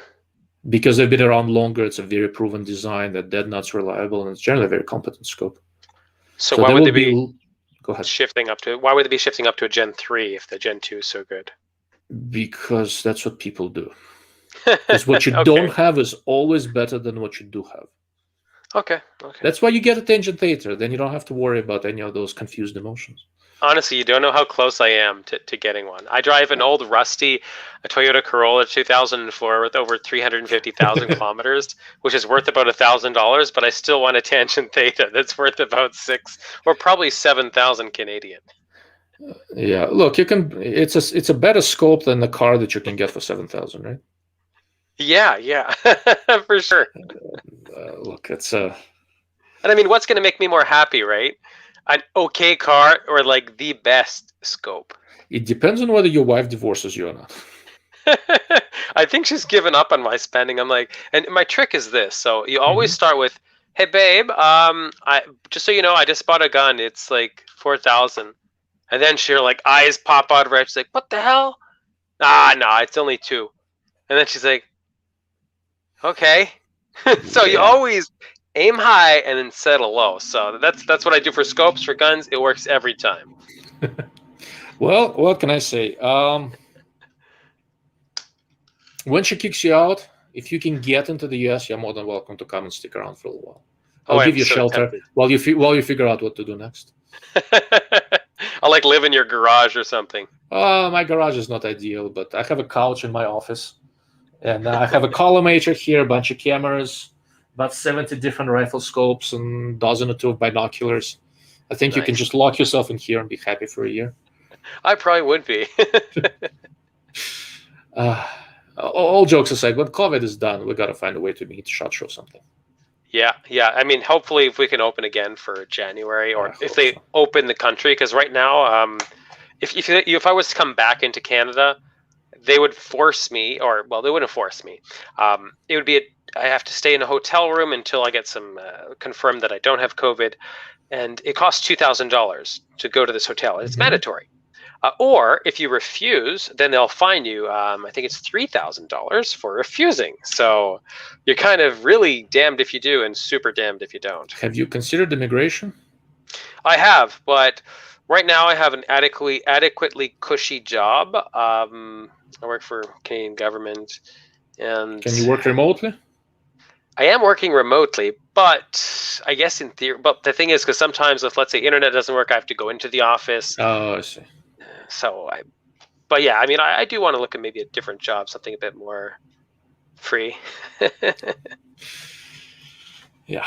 Well, look, I mean, United States is going in that direction also, unless you find your way to Texas or something. Oh. Yeah, which is exactly where I would plan on moving to. Every other state is like on its way down to California level or halfway there, right?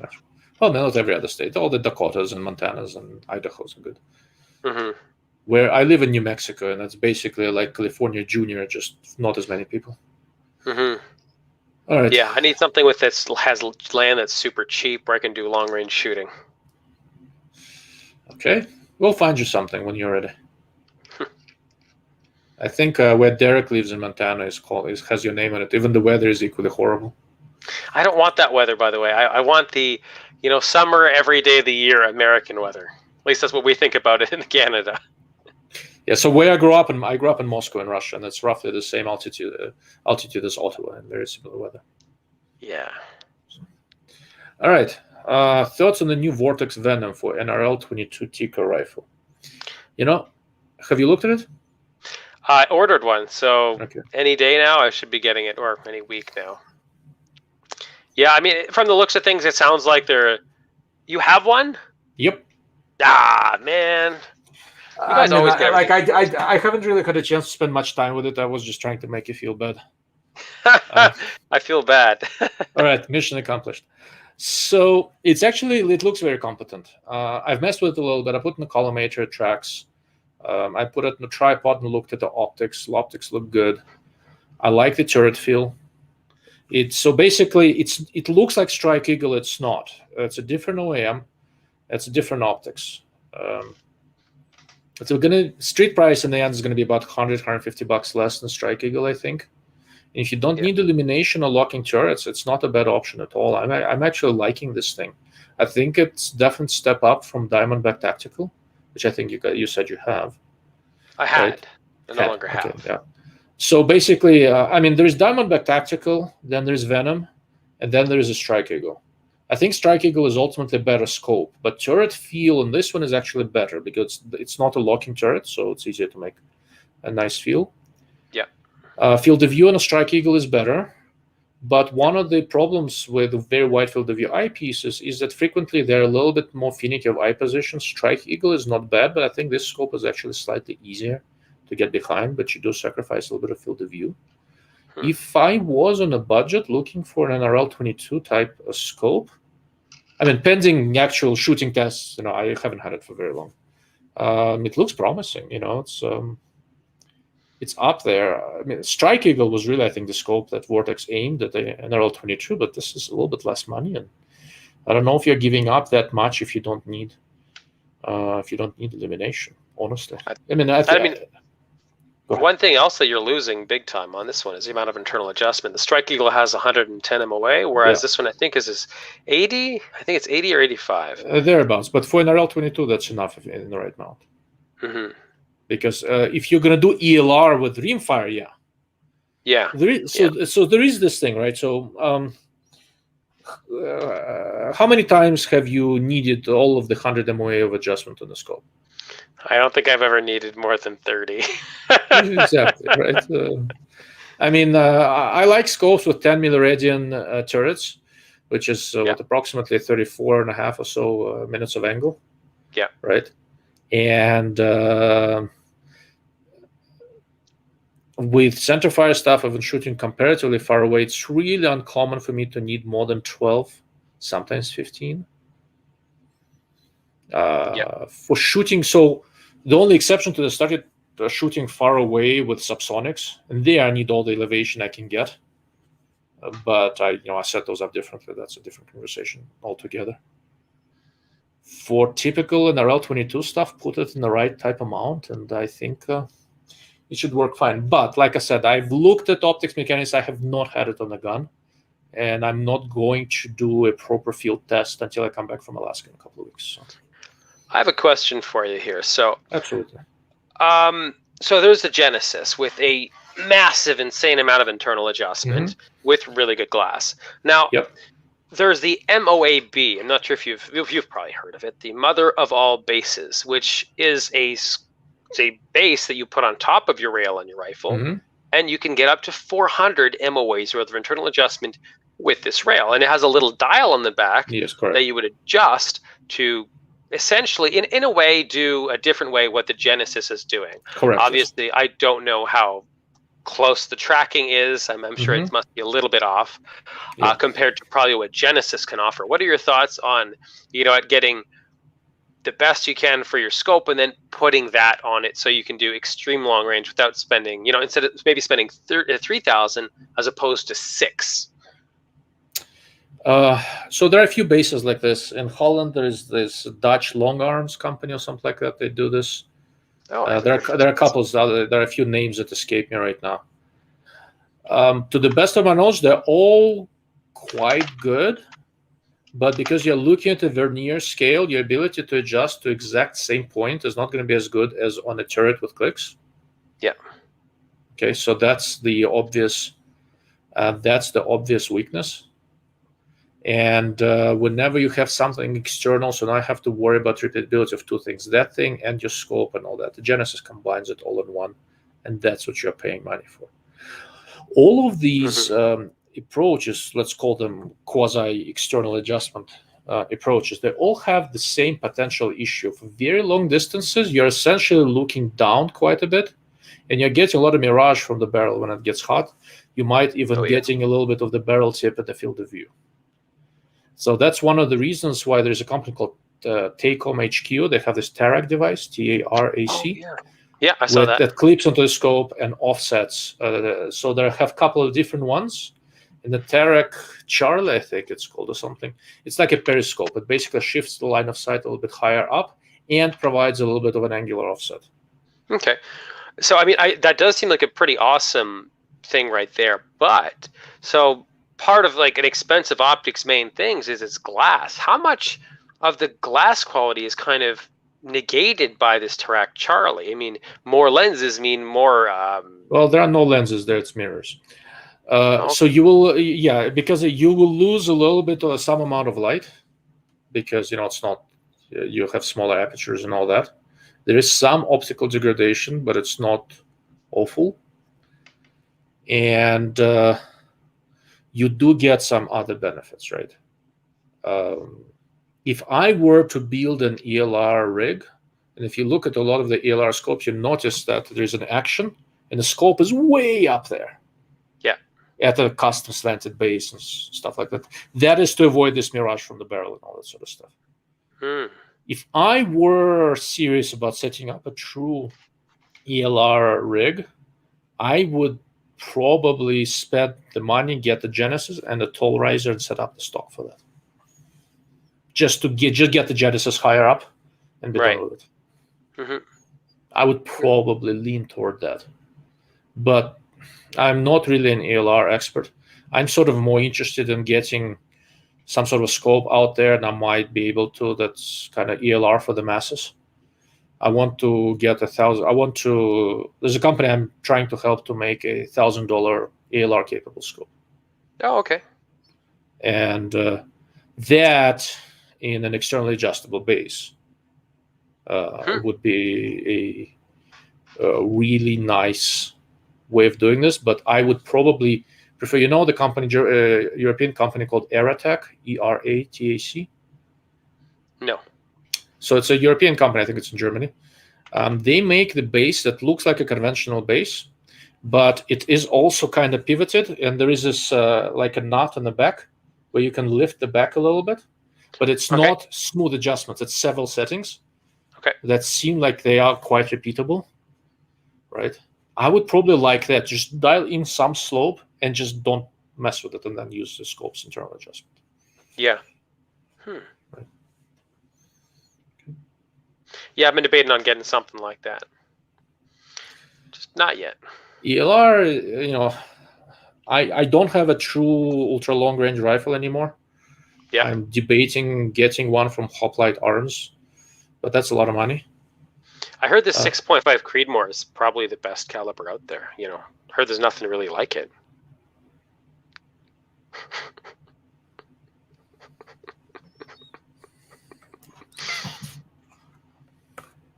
Worth its weight in gold.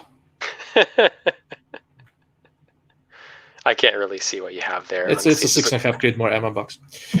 Okay. I actually don't have a 6.5 Creedmoor rifle. I had this one on loan from Savage, but the bastards made me return it. I begged them to let me buy it. It was amazing.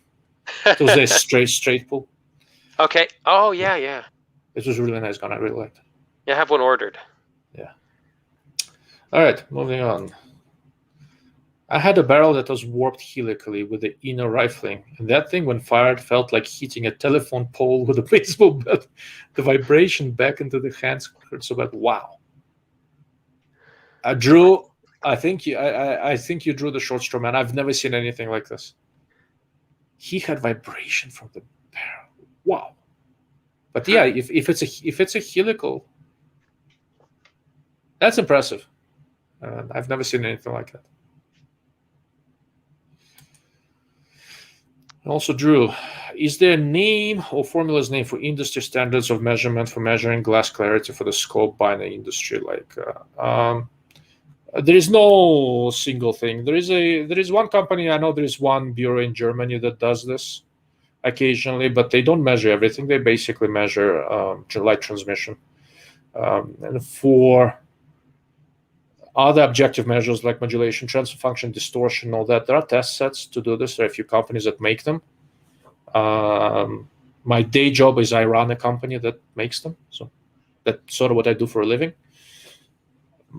But there is no single thing. And for example, you're saying measuring glass clarity. There is no such, for rifle scopes, for complex optical systems, there's really no such thing as glass clarity. It's a marketing term. There is a thing called glass clarity that you can measure for individual piece of glass, right? How many impurities are there and all sort of stuff, air bubbles. But for a complex optical system, there is no such thing as clarity. People use the term to explain how well they can see, but it really doesn't mean shit, right? And to really describe numerically a performance of a rifle scope, unfortunately, there's no single number. People talk a lot about light transmission, which is the most useless of all these measures, simply because it's a single number and it's easy to talk about. But even then, it's not really a single number because different colors get transmitted differently. It then ends up being a fairly significant piece of data. And if I get a complete package on an afocal optical system, I don't know how to explain all of it in layman's terms easily. Some of it, yes. All of it, no. So if I knew how to explain it, I'd be doing it because I have the data, I make the equipment to do this kind of stuff. Sadly. I tried, when I first started, I tried to get a little bit more technical, and I gave up because there's just not enough time. I'm sorry. A part of my job, I go around the country and do lectures on how to do electro-optical testing for different companies.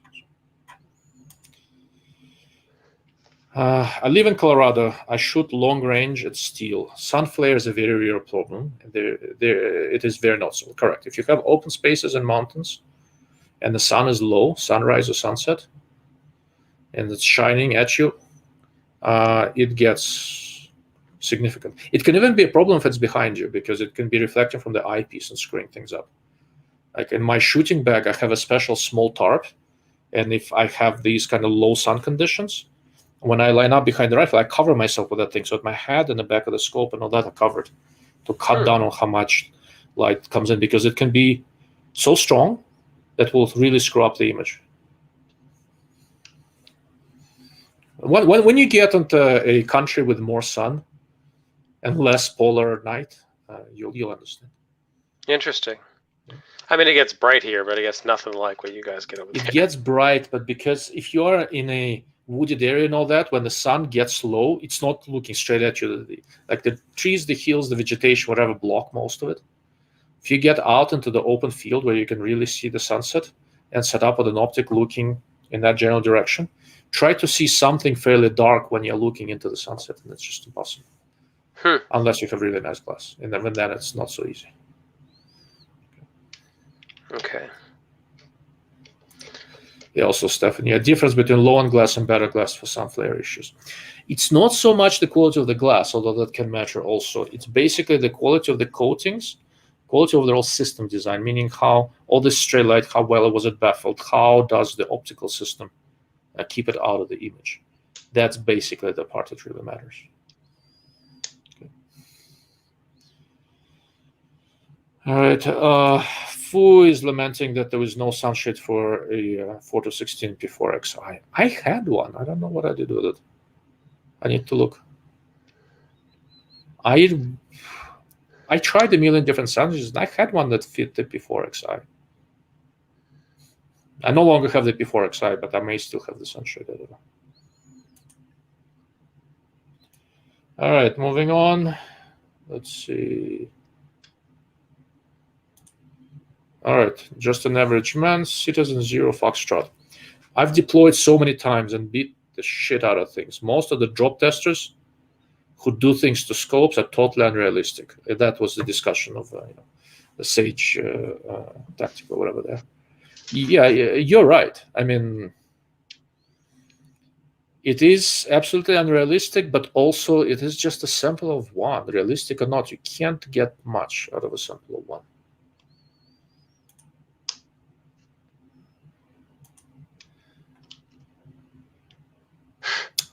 We need a DLO optics brand. Not just expensive. yet. I'm busy, but it will be expensive. Well, I don't know, like I said, if I hire you as a marketing director, maybe you'll have positive influence on me. I'll be like, can we start at 300? You'd be like, no, we start at 2,000. Exactly. No, if I were to start an optics brand, I would not go above 1,500. I guess, yeah, the amount you sell of $1,500 or plus dollar scope really starts to diminish at that point. There is that also. So if you're trying to, I've actually thought about it quite a bit, and I'm not going to do it, not anytime soon. I might set up a shop, because I've have a few collaborations going with a few different brands. I might set up an online shop just to have them make some variants of scopes that I like with my reticle and do that. I'm not really itching to go into the rifle scope making business.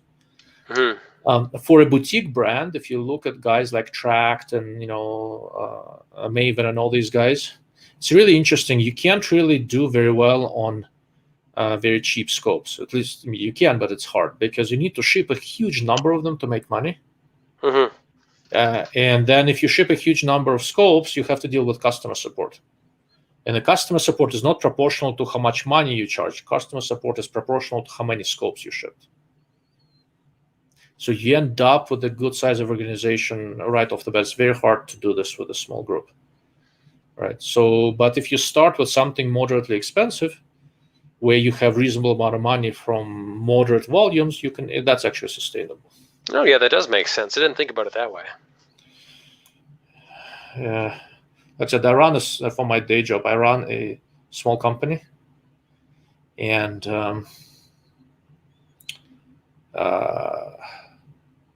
more than a third of the people I employ are covering service. Are what service? More than half of the people more than a third of the people that work for me is service. Yeah. Oh wow. I have to have a fully fledged service, lab service department, and all sort of stuff.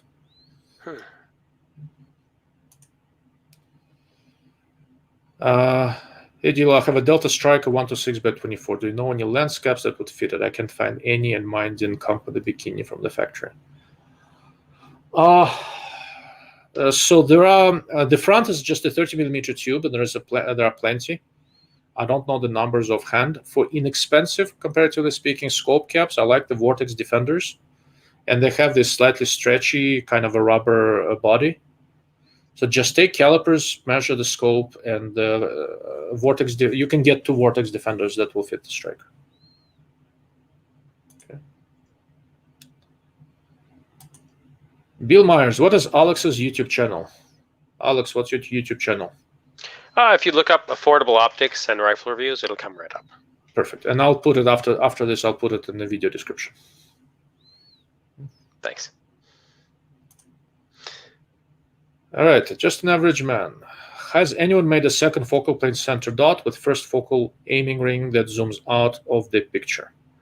Ring, not so much, but these dual focal plane designs, there have been a couple of efforts.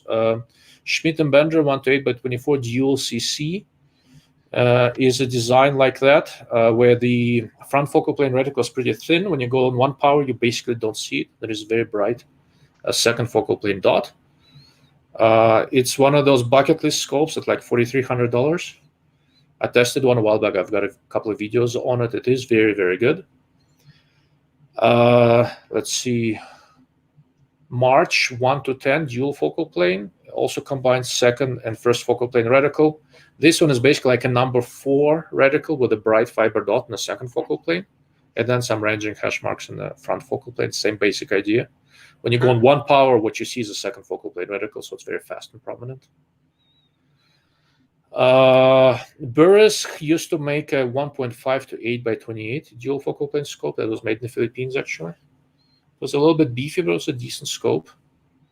The company called Shepherd Scopes, they made the dual focal plane stuff, but it was not illuminated and it was badly made. Then they sold it to somebody else, and they have completely new line of scopes that seem to be much better. Okay.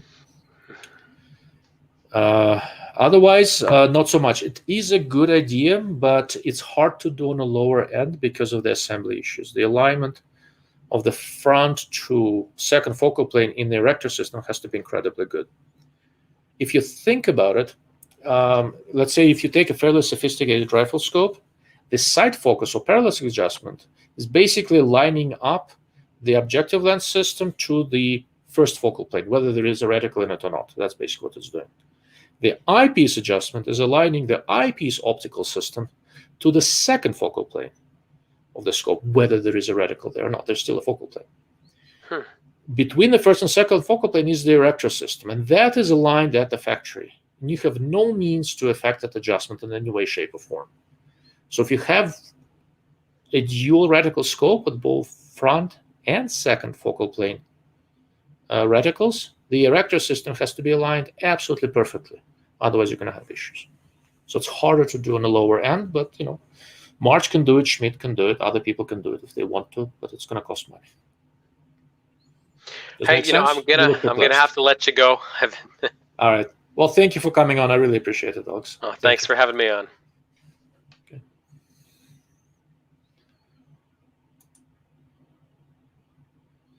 All right, Alex is gone. I'll keep going through the comments, and then we're gonna run out of time comparatively soon. I want to add a couple of words about AR scopes and the sweet spot there. And once I go through the comments. Bill, what is your scope to gun ratio? I'm guessing 1:3. I have no freaking clue. I know how many guns I have. I don't know how many scopes I have here. It's probably in a ballpark.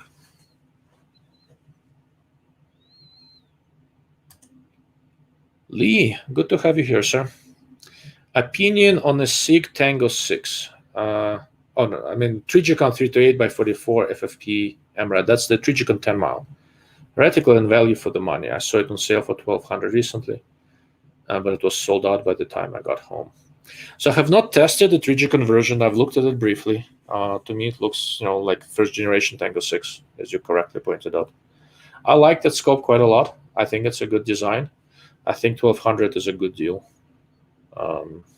If you see it for 1,200, I'd take a chance on it. I think I think it's worthwhile.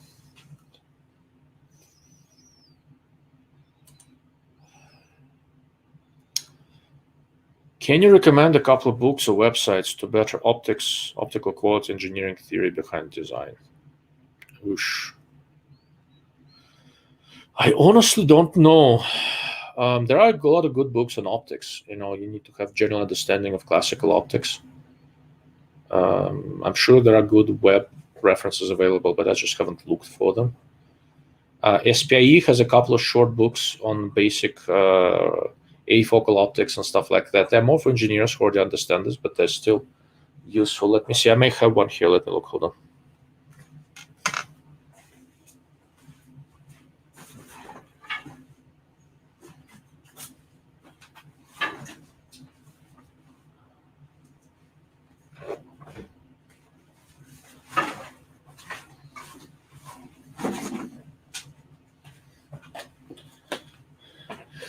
So SPIE has these little books that look kind of like this, and these are more like, they call it Field Guide 2. And they're actually pretty good, but they assume you have a pretty decent technical background. They have one on binoculars and scopes, and I kind of like it. It's more of a reference material, not so much something you learn from. The problem is that it's hard to get by without basically rough and undergraduate level of understanding of optomechanical systems. And one of the basic problems is that I'm not the best person to guide you on how to build a rifle scope. So my field of expertise is really electro-optics, imaging systems, generalized targeting systems. And for the last decade or so, a lot of it is on measurements, measuring things, right? So I know a lot about test equipment and performance metrics and parameters and all that sort of stuff, but I've never built a rifle scope. I know what it's supposed to do. I know how it's supposed to perform. I know how to measure its performance and all this sort of stuff, but I'm not the best person to talk about building rifle scopes simply because it's more mechanical than optical, right? There's quite a few rifle scope companies barely employ any optical engineers. It's mostly mechanical people, and they use some external optics consultant to design an optical system for them, right? I mean, there are a few out there that kind of know their work, and I can tell this was designed by a particular person, although it may be scopes from different companies, simply because I'm that familiar with their some particulars of how they design stuff, right? Yeah. But I mean, there are, if you're really interested, look at some online classes from places like University of Arizona, stuff like that. They have a very strong optomechanical program in Tucson. Okay. So Fu signed up, and a couple of people donated. I don't remember what it's called when during a video you can donate. I really appreciate it, guys. Thank you. Really do. Lee, 6,000 for a tangentator or 600,000 for a Ferrari. Same pride of ownership. No chance. I would guess no chance I will ever own both. So I can't fit in a Ferrari. The seats are too small for me, so I'm going to stick with a tangentator. So, okay, JB, I know you are advocating for Alex to come to Tennessee, but he already left. I'll let him know.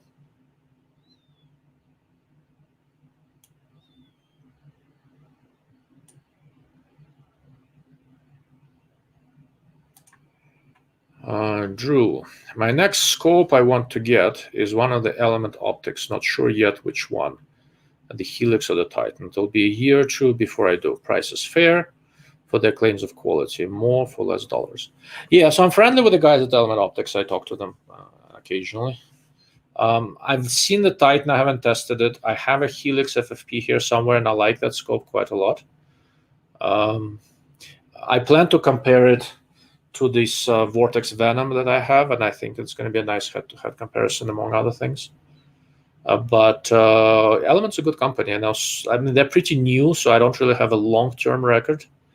But I like what I'm seeing so far. I have the Nexus, I like it, and the Helix FFP that I like. So far, so good.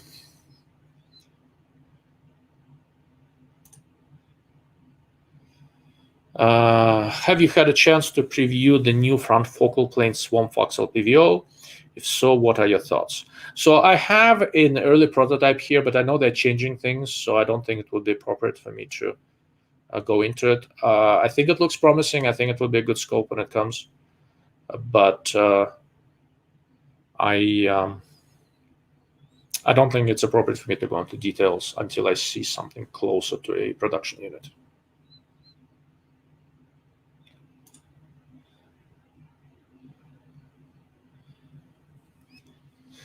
Baal Infinity. Geno's new VLD monolithic 22 projectiles will probably make you need all the elevation you can get, since now you're looking at up to 400 yards. Yeah, I've seen some pictures of VLD projectiles in the 22 long rifle cases. It's kind of cool looking. I don't know if I'm going to get into that. I'm still messing with my subsonic blackout at distance, and I need a lot of elevation there. I easily need 50 milliradian for some things. Okay.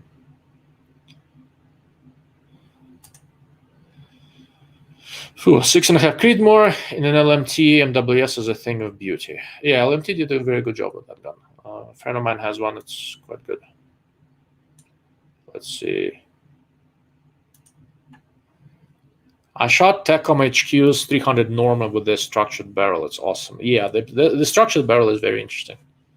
I've talked to John a few times here and there. It's an interesting guy, smart guy. Does some interesting things.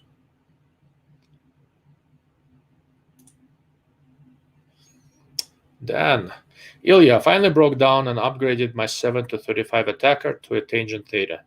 Yes, you're right. They are that nice. Yeah, so this sort of gets us back to the sweet spot argument. Is tangent theta a sweet spot? No. Is it amazing? Yeah. Do you need one for successful long-range shooting? No. Would you like to own one? Yeah, I'm not giving mine up.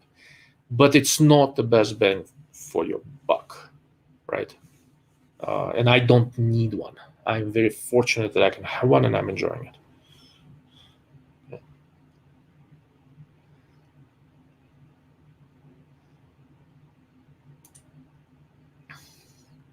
Have you tried pantyhose material over objective to cut glare?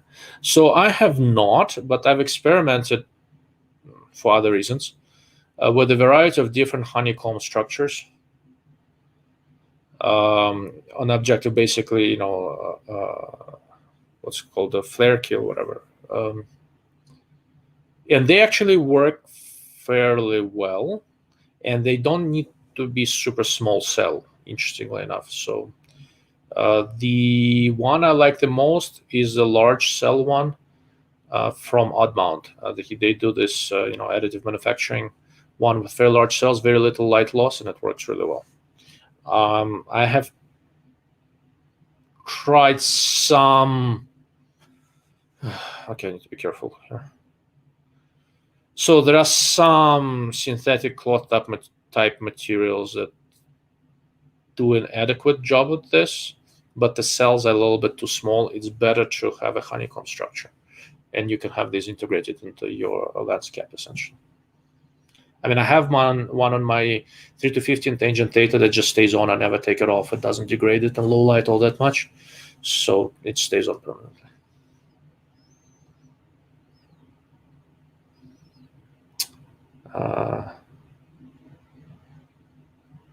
So Drew making fun. He's trying to finance a shot of vodka. Drew, you're new here. I do not drink vodka.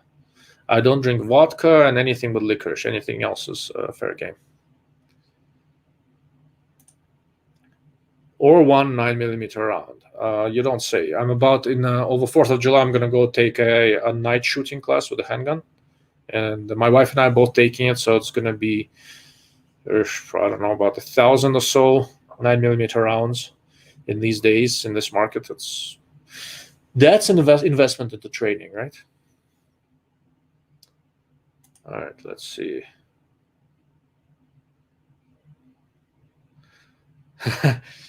So I get to ways when we got illuminated ACOGs in 2000 to 2005. It was a red dot in front of the old TA01 NSN.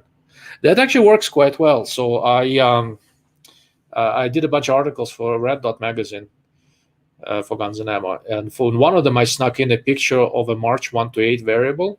It's an earlier one that doesn't have a very bright illuminated reticle. So I put a large red dot sight in front of it. It worked great. So.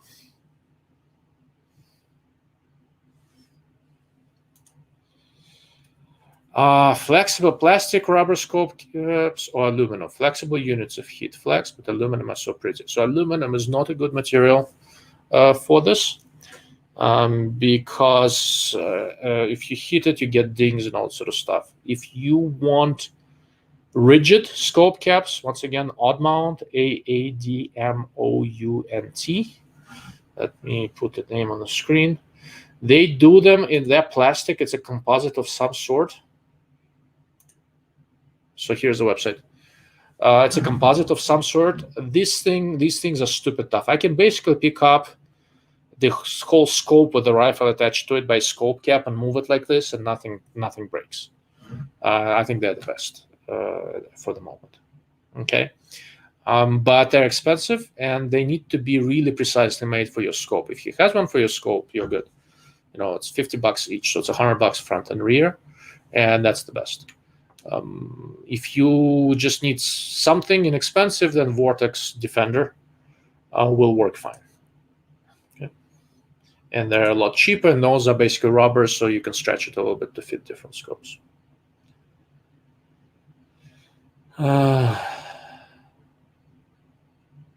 Okay.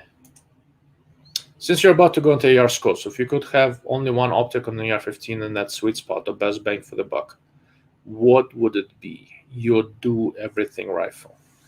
So do everything rifle is not necessarily the sweet spot, right?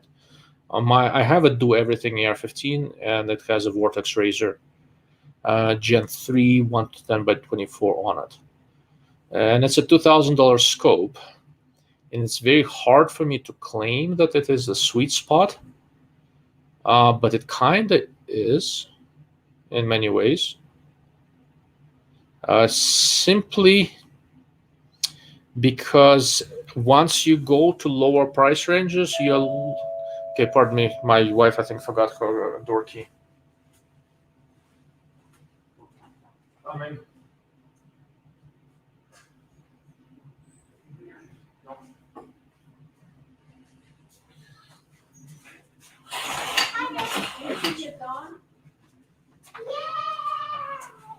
I apologize.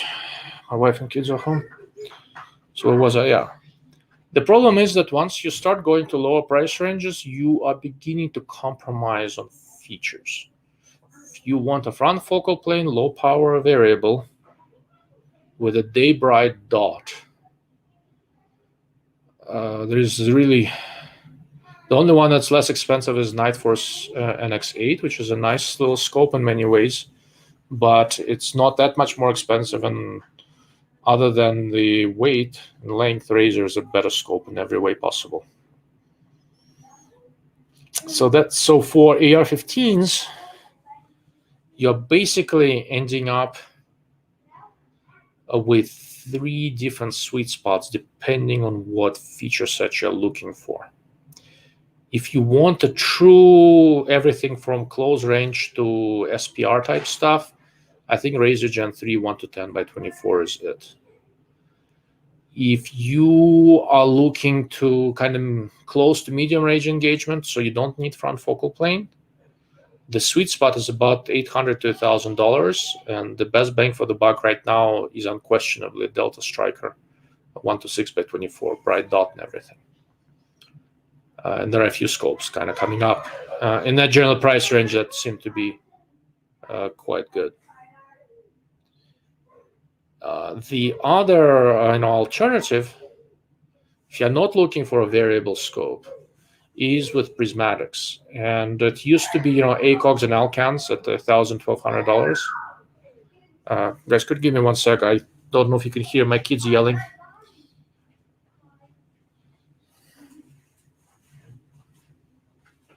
Hi, kids. Quiet. I'm still.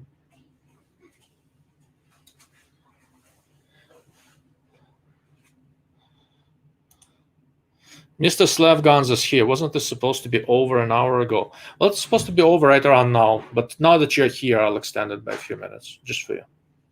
Okay. So let's go back to the AR stuff.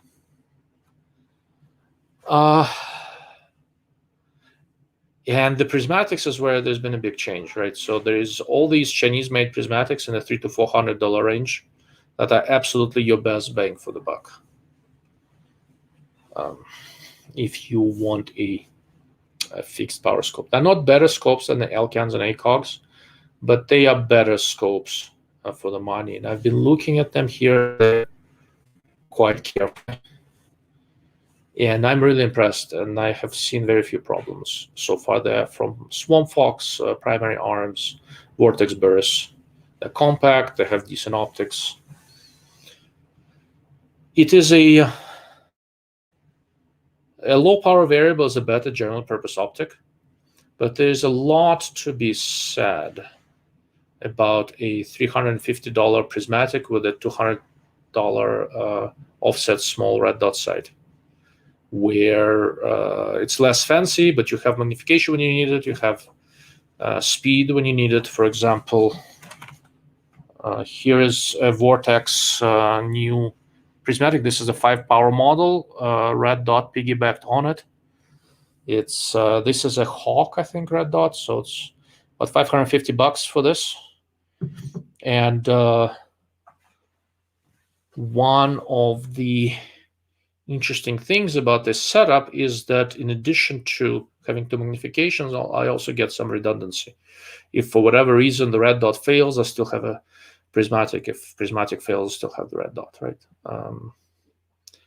So I don't know. For AR-15s, I'm sort of getting 3 different sweet spot sizes: $300 to $500 range for a prismatic, $800 to $1,000 range for close to medium range variable, and $2,000 for a true general purpose front focal plane low power variable. Not a simple answer, unfortunately, and I think that's going to change within a year. All of this is going to shift. There's so much development happening. So, okay. All right, Mr. Slavgans is here. Hi, there's a question. Have you looked at Burris RT 5-25? Waiting to get mine from Burris along with XTR3. So no, I have not tested either one of these. I've seen them. They look perfectly respectable. I sort of have a thing about front focal plane scopes with thin reticles and no illumination. I prefer to. I use the reticle on low power quite a lot, so I need to be able to see it even as a Plex reticle something. So I have not tested either one of these for that reason. I plan to test XTR3 when illumination comes out. I haven't given too much thought to the RT25. Maybe I should at some point, but like I said, the lack of illumination and a thin reticle kind of It doesn't mean it's a bad scope, but it's just not quite my cup of tea. Okay.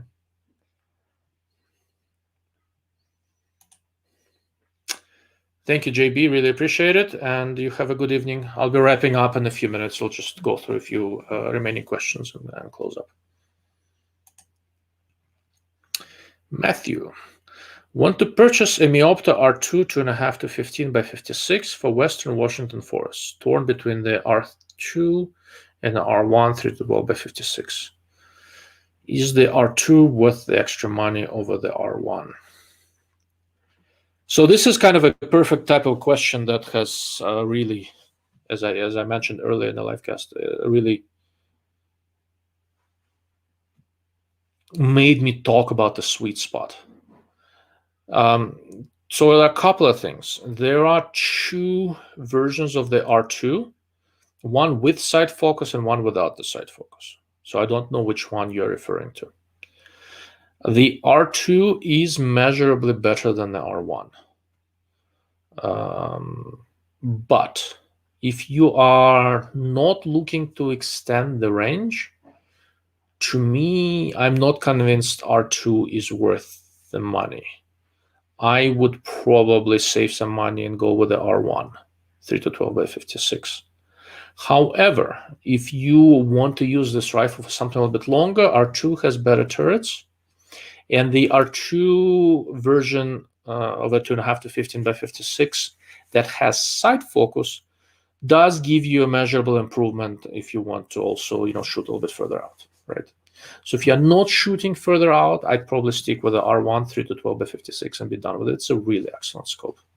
I mean, of all the R1 scopes, the Miosta R1 scopes, which are generally excellent, the 3 to 12 by 56, I think, sells more than all the other models put together.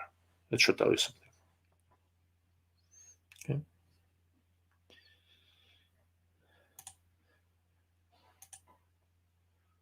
This was a really good shot, and thank you, Drew. Really appreciate it. Okay, so Matthew, side focus, good. That's the better model. Under 500 yards. Oh, I don't know. Kind of depends on your caliber, but so at 500, you already need to either hold with a reticle or dial. If you are planning to dial, I think R2 is a better scope. The turrets are better set up for it. R1 turrets are really not set up for dialing. R2 is also not ideal for dialing, but it's better. If you're planning to hold with a reticle, I would still say, consider the R1. In terms of parallax at that distance, it's still not really an issue. So.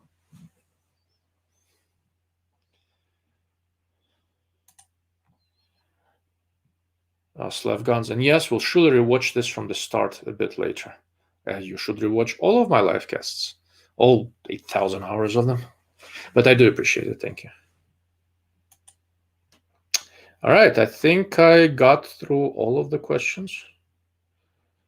And so I'm going to wrap this up in a few minutes. I'm going to do a quick summary for you guys on where I think these sweet spots are for different types of scopes.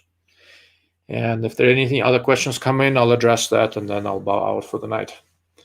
So for long-range precision, I think the sweet spot is still in the $1,700 to $2,000 range with scopes like the Vortex Razor Gen 2, Tracked Toric ALR, Athlon Chronos, Delta Striker, stuff like that. I think they're very capable. And they are very full-featured. They're not really giving up on any of the features. They're not as nice as the really fancy stuff optomechanically, but they're good and they're robust, which is important. Scopes in the $1,000 range are getting better, kind of catching up, not quite there, but they are very, very good. Still, I think $1,700 to $2,000. That's for long range. This is where I think you get the most for your money. With hunting scopes, it's kind of a tough call because hunting is so different, right? Eastern hunting in the woods is different than Western hunting up in the mountains. If I were to try to come up with one design that can do a little bit of everything, I'd do something like a 3 to 15 by 42 or thereabouts, And the two best ones right now are second focal plane scopes. I think around $1,000, just under. A Vortex Razor HDL-HT 3-15 by 42 and Leupold VX5 3-15 by 42. I think the Razor is slightly better optically, but both are nice scopes. I think the reticle and the Razor is a little bit bolder, which I like, but look around, look at the reticles, see what you want. The nice thing about these is that 3 power is good enough for up close and personal, woods type hunting and stuff like that. But 15 is enough for distance, and both of these come with very respectable turrets that are adjustable, so you can do western hunting with them, and also they lock. So when you're not using them, they're not going to shift on you. If we're talking about eastern hunting only,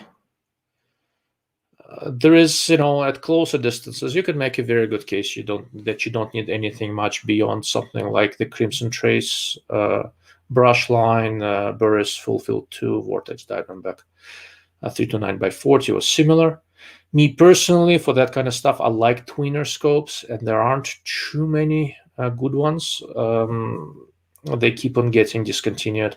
So 300-ish 3-9 by 40 Philippine-made scope is probably your best bet of what's currently available. And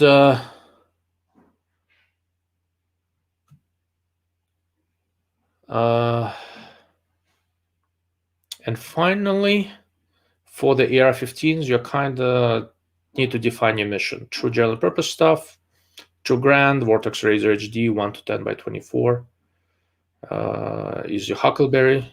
You don't need to go that far.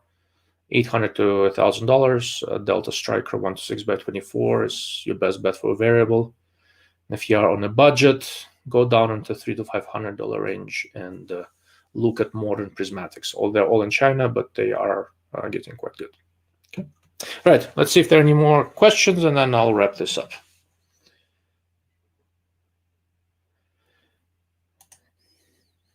Slev Guns. When is Dark Lord of Optics going to do his own Discord server? I have my own Discord server, but I'm not letting anybody on there. It takes too much time. I like doing these things. And if you really want to talk to me, I have a website. You can contact me through there. Well, you also have my email, but generally my darklordofoptics.com is probably the better way to get a hold of me.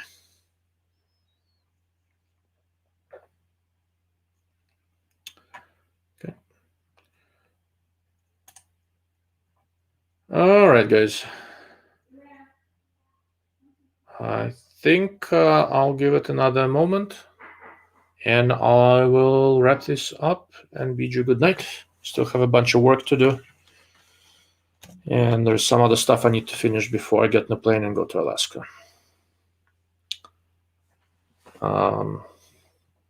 Okay, there we go. Matthew, any other low light recommendations other than Meopta? So there are not too many high quality scopes with the 56mm objectives in the lower price ranges. In around $1,000, Meopta is your best bet. If you are willing to go a little bit smaller objective, 50mm scopes work fine. The Razor HDL HT 50mm 3-15 by 50 is very good. There are a few others. But honestly, if your primary interest is low light, it's very hard to do better for the money than the Meopta R1. I think that's more or less where it's at. Okay.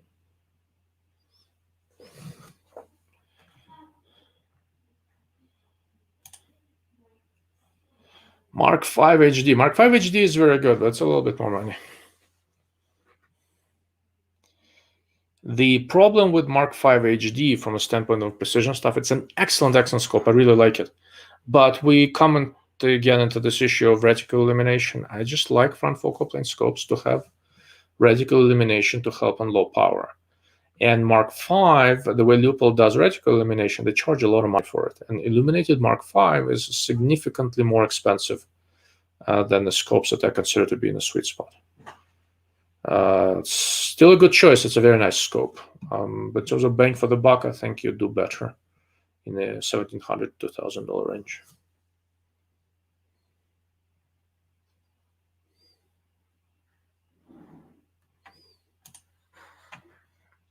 I think I just heard Slevgun say that he was going to give me a drop-in trigger for the regular repair. I am sure he is planning to. So, and now that you're on the spot. All right, gentlemen. There you go. You guys can talk on Discord. All right, gentlemen. Thank you all for chiming in. I really do appreciate it. I do have to wrap this up short, and if all goes well, I'll try to chime in at least once while I'm in Alaska. If not, I'll be back on here in a bit over 2 weeks. I am back in town on the 19th. Thank you all, and you have a good evening.